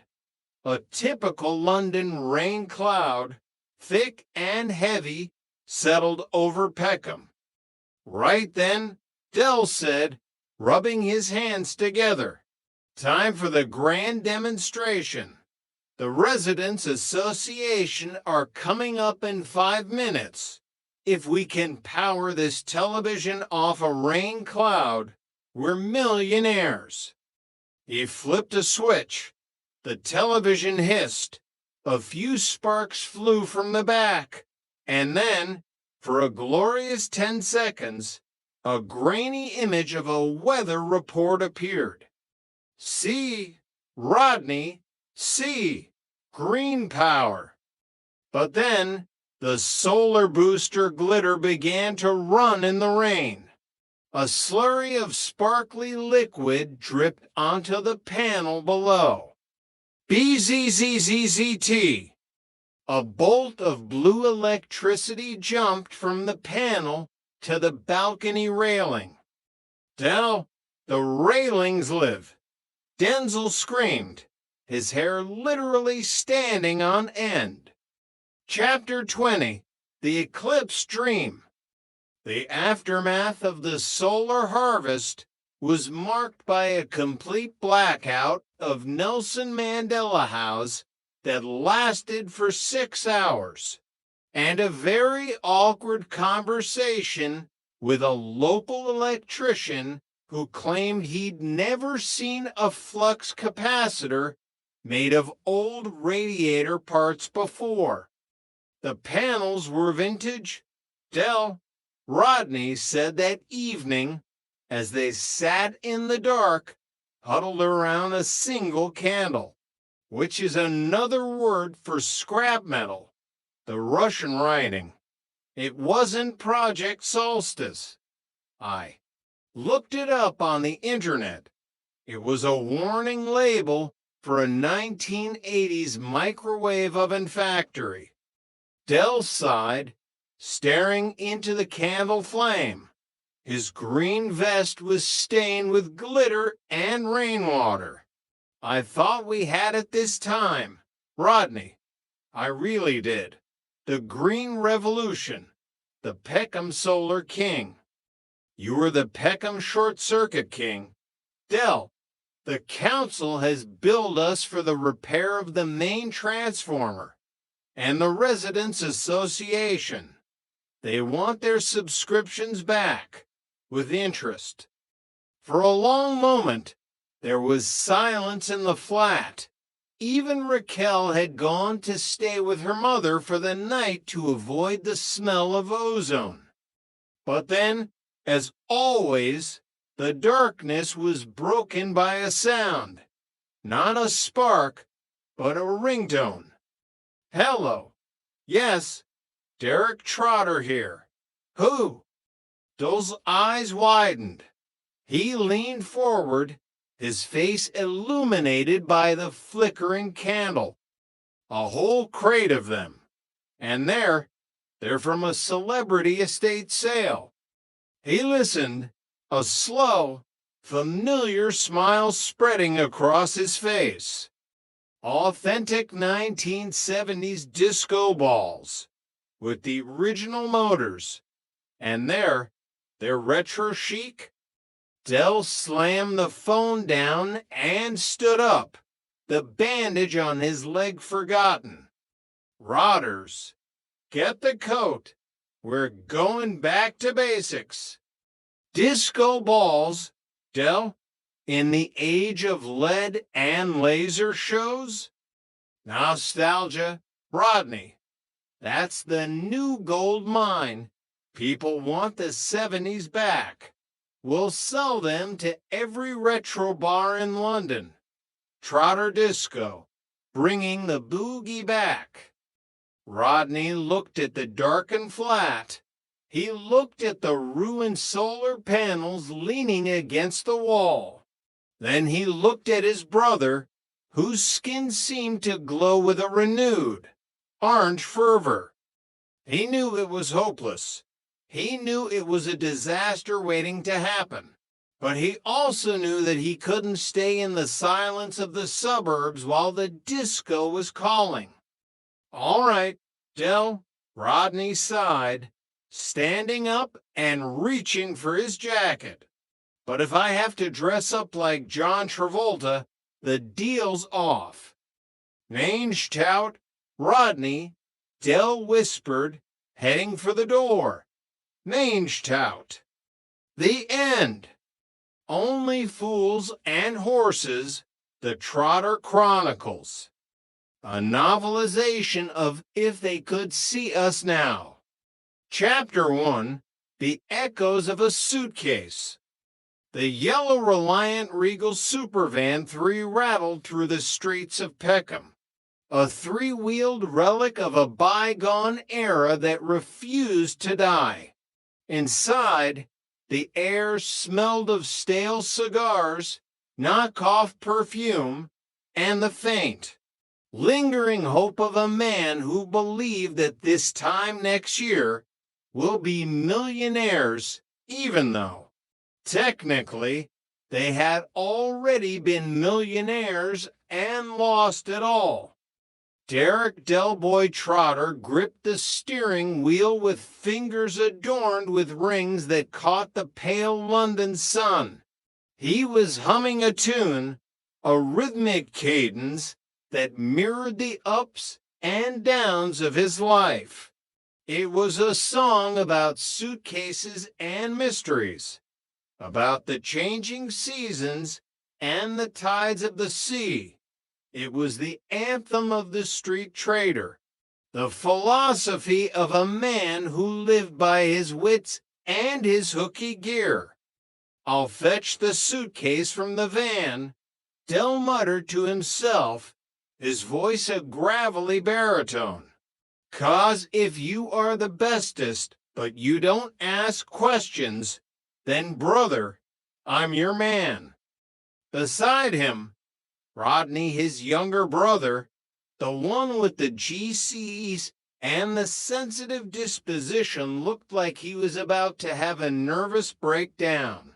Rodney was staring out the window at the familiar gray blocks of Nelson Mandela House, his lanky frame cramped in the passenger seat. "What's up with you, Rodney?" Dell asked, glancing at his brother. You look like a dog that's just realized the cat's got the house keys. I'm a bit nervous, that's all, Rodney replied, his voice thin. I mean, this bloke we're going to see, this Justin, he's a documentary filmmaker. Dell, a professional. He's not going to be asking me anything about my private life, is he? My marriage? My problems? Dell gave a dismissive wave of a gold-clad hand. Of course he ain't. We're not that private, are we? I mean, everyone in the Nag's Head knows your business. He's not going to want to know about you and Cassandra's little hiccups in the bedroom department. Rodney stiffened. What hiccups? Me and Cassandra haven't got any problems. And I told you that in confidence, Dell, strict confidence. All right, keep your hair on, Dell chuckled. I'm not going to be telling him about jiffins and things. And I won't tell him what Cassandra wears, either, unless he asks, of course, for the sake of the narrative. They arrived at the office building a glass and steel monolith that screamed success in a way the Trotters no longer did. They were here to tell their story, the rise, the fall, and the inevitable restructuring. Chapter 2, The Race on the Adder. The office of Justin, the filmmaker, was sterile, minimalist, and terrifyingly modern. Justin himself sat behind a desk that probably cost more than those entire inventory of digital watches. Sorry to keep you waiting, Justin said, not looking particularly sorry. It's been a particularly busy morning. Now, I've got all the basic details about your business career, etc. But what I'd like to do is to get an insight into the real you, how you started, how you became so successful, but more importantly, your lives and your race on the adder. Dell leaned forward, his eyes lighting up. Oh, no. Laboratory Garney, he replied, mangling the French with his signature confidence. To Dell, French was not a language. It was a spice you sprinkled on a conversation to make it taste expensive. Justin blinked, momentarily stunned by the linguistic assault. Right, so, in your own words and in your own time. Dell settled back, his mind drifting back through the years. The memories were vivid, the smell of the ocean, the sound of champagne corks popping, the weight of a thick wallet in his breast pocket. Well, where shall I start? Justin, Dell began, his voice taking on a storyteller's lilt. Up to a few years ago, we were just very ordinary people living, well, very ordinary lives. Weren't we, Rodney? Weren't we? Rodney nodded gloomily. And then Dell continued, his eyes sparkling, as you know. One day I discovered an historic and almost priceless artifact, the Harrison watch. We didn't know what to do with it at first. We thought about donating it to the British Museum as a national treasure, a gift to the people. Rodney cleared his throat, and then we decided to flog it. Exactly. Dell beamed, and before you know it, Rodders and me have come into an eye on 6.5 million quid. 6.5 million. Justin, it was cushy. It was more than cushy. It was magnifique. Dell described the aftermath with the flourish of a man describing a religious experience. They had divvied the dosh, ensuring Uncle Albert got a nice little drink. They had donated to charity enormously, of course, or at least. That was Dul's version of events. But eventually, they had to think about the future. We sought out this city stockbroker, Dell said, his expression turning serious. A man of vision. He advised us to invest in a new and vibrant venture, a Central American market. It was attracting massive funds from all over the world. We were making more money than the Royal Mint. Chapter 3, The High Life and the Deep Fall. For a while, the Trotters had lived the dream. Dell described the luxury villas in Barbados, the private jets, and the constant flow of cocktails with little umbrellas. They had taken the whole family, Raquel, his significant other, Rodney, Cassandra, and the young Damien. Even the memories of Damien's antics were tinted with gold. People were complaining at the hotel. Dell chuckled. Dominic, the manager, said Damien had. Well, he'd relieved himself in the swimming pool. Cassandra was all upset, but I told her all little boys do that, don't they? Rodney groaned. Yes, Dell, but not from the top of the 4-meter diving board. The laughter in the office died away as Dell's face fell. The memory of the crash was like a cold wind blowing through the room. And then, just as everything seemed to be going so well, something terrible happened. Dell whispered. The Central American market hadn't just dipped, it had evaporated. Negotiations collapsed, the currency became worthless, and the investments vanished into the jungle air. They had been wiped out. The credit cards were withdrawn while they were still in their luxury hotel. Derek is, if nothing else, a very creative businessman, Rodney added, his voice dry. He came up with a solution to our dilemma. We literally ran for the airport. The news hit the UK like a thunderbolt. Their business associates vanished. The phones stopped ringing. They were cast into a financial wilderness.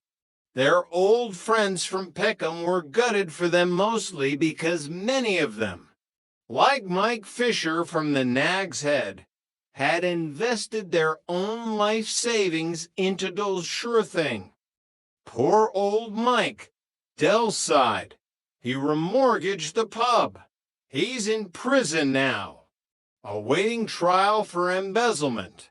The fraud squad claims he tried to recoup his losses by dipping into the brewery's till. Never was a man more innocent. He confessed to everything, Dell, Rodney pointed out. He was under duress, Dell insisted. Chapter 4, The Court of No Miracles. The scene shifted in Dell's mind to the sterile hallways of the bankruptcy court. The atmosphere was thick with the scent of cheap floor wax and desperation. Denzel, Trigger, Boyke, and Sid were there the Peckham for acting as character witnesses. Denzel was wearing the marble out, pacing up and down, Del recalled. He was terrified. He'd never been a character witness before. I told him he had nothing to worry about, Del said. But Trigger was a different story. He told me he was going to tell the judge he heard voices. He wasn't even on trial, Rodney exclaimed. He was just there to say you were an honest man. The court case had been a disaster. The Trotters had lost everything. Their company-owned properties, the villas, the estate with the peacocks were gone. All that remained was their old flat in Nelson Mandela House, which Del had fortunately kept in his own name. It just goes to show how our fortunes altered, Del mused to Justin. One minute we're drinking Crystal on a yacht. The next we're back in Peckham, arguing over who used the last of the milk. The tension in the flat had been unbearable. The rows were constant. Del and Rodney blamed each other for the crash. Raquel and Cassandra were caught in the crossfire. I wasted our birthright, Rodney had shouted during one particularly heated argument. You hired a helicopter to fly to Nice to collect magazines. Del, a helicopter. I'm a big man. I've got broad shoulders, Del had replied with his usual bravado. The buck stops here, even though it was your fault, Rodney. How was it my fault? You're the director of administration. You organized the Christmas parties. They were about as exciting as a Buddhist's hen night. Chapter 5. A final farewell to the ancient mariner. In the midst of their financial ruin, a greater tragedy struck. Uncle Albert, the man of 1,000 wartime stories. The man who had been sunk in more ships than most people had seen passed away. The funeral was a somber affair, but in true Trotter fashion, it was laced with absurdity. Del and Rodney arrived at the cemetery, their faces etched with grief, only to realize they were at the wrong service. We saw a coffin, we saw a group of mourners, we assumed it was Albert, Del explained, his voice trembling slightly. I even gave a speech about his wartime sagas. I told them how he'd won the war single-handedly. The deceased's name was Bunny Warren, Rodney said softly. He was in the RAF. We were standing there crying over a complete stranger while Albert was being buried 3 plots over. The loss of Albert felt like the end of an era. He was the last link to their grandfather, a constant presence in the flat, snoring on the sofa or boring them with tales of the Battle of the Baltic. I wish we'd taken him to Barbados, Del sighed. He never had a passport. Though, the ancient mariner, who'd been round the world more times than a Russian satellite, and he couldn't get past Heathrow. Chapter 6. The New Management. Back at the flat, the reality of bankruptcy set in. The Inland Revenue was demanding $48,750 for pounds and for pence, plus interest. They'll take the roof, Raquel had cried. They'll take everything. But Del Boy wasn't done. He was a trader. He could sell rice to the Chinese. He could sell sand to a desert dweller. He just needed a loophole. I've been disqualified from running a company, Dell told Rodney as they sat in the kitchen, surrounded by piles of unpaid bills. But you haven't. You've got a clean record. You're young, enthusiastic, full of ideas. Rodney looked at him suspiciously. What are you saying? Dell, I'm saying that Trotter's Independent Traders needs a new managing director. Someone with vision. Someone like you. And so the power dynamic shifted. Rodney became the boss. He sat in the executive chair, which was just the armchair with a cushion added, and Dell became the director of sales. I'm going to be in charge of sales, purchasing, and finance, Rodney announced to the family, trying to sound authoritative. Congratulations, Rodney, Raquel had said, though her eyes were full of doubt. Dell had immediately set to work, consulting for his brother. He even tried to convince Rodney that they could make 100 pounds. Zero by appearing on a new game show called Gold Rush. I can do it, Rodney. I've worked it all out, Dell insisted. I'm a natural for the telly. Chapter 7, The Gold Rush Climax. The studio of Gold Rush was a neon-lit arena of high stakes and higher tension. Jonathan Ross, with his characteristic wit and sharp suits, presided over the chaos. Dell sat on the contestants' podium, sweating under the hot lights. He had navigated the early rounds with a mix of luck and sheer bravado.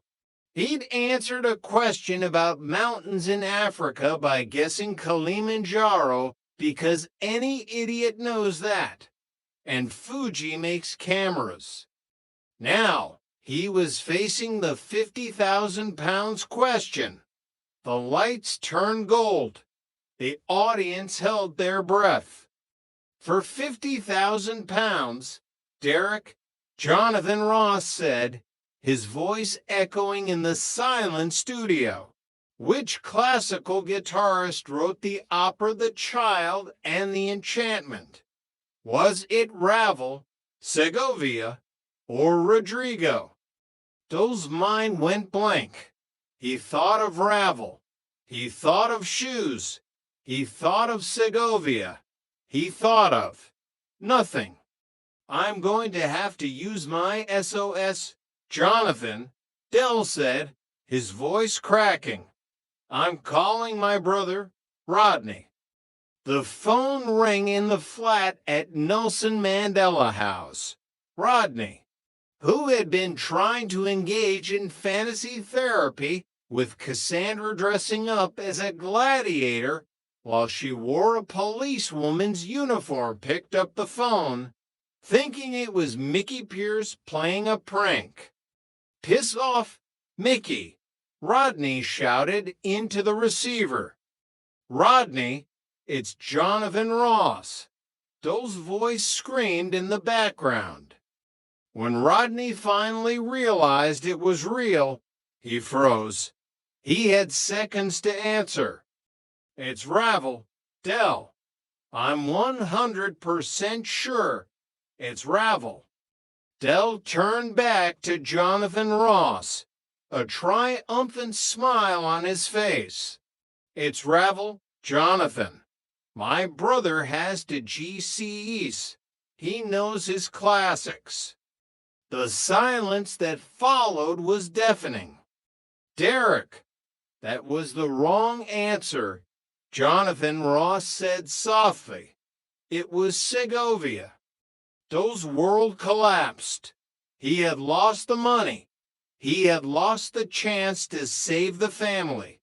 He kicked the podium in a fit of rage, sending it toppling over. Chapter 8, The Twist of Fate. Back at the flat, the atmosphere was funereal. Dell sat in the dark, staring at the floor. Rodney was riddled with guilt, unable to look his brother in the eye. "I was so certain," Rodney whispered. "I could have sworn it was Ravel." "Ravel makes shoes, you plonker," Dell snapped. "Everyone knows that." But then the phone rang. It was the producer of Gold Rush. There had been a mistake. A massive, televised, embarrassing mistake. "It was Ravel," Dell shouted, jumping up from his chair. "He says I can take the 50,000 quid and go back on the show." The flat erupted in cheers. Raquel hugged Dell. Cassandra kissed Rodney. For a moment, they were back on top. The Trotters were back in business. "What did I tell you? Rotters," Dell beamed, his gold rings glinting in the dim light of a flat. "This time next year, we'll be millionaires." Rodney smiled, a genuine, weary smile. "Yeah, Dell, this time next year." As the credits of their lives rolled in their minds, the yellow van continued its journey through the streets of Peckham. The suitcase was still in the back. The mysteries were still unsolved. But as long as they had each other and a bit of hooky luck, the world was still cushy. Chapter 9, The Ghost of the Sultan. Success, even in its most fleeting form, brought Bechtel's old habits. The 50,000 pounds wasn't the 6 million they once held, but in the bleak landscape of bankruptcy, it was a king's ransom.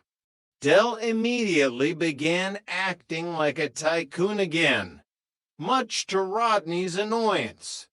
Managing Director Rodney Trotter, Dell would announce every time the phone rang, even if it was just a wrong number or a debt collector. One evening, the phone rang with a particularly persistent tone.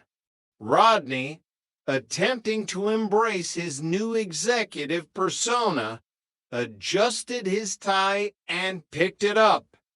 Trotter's Independent Traders, Managing Director speaking.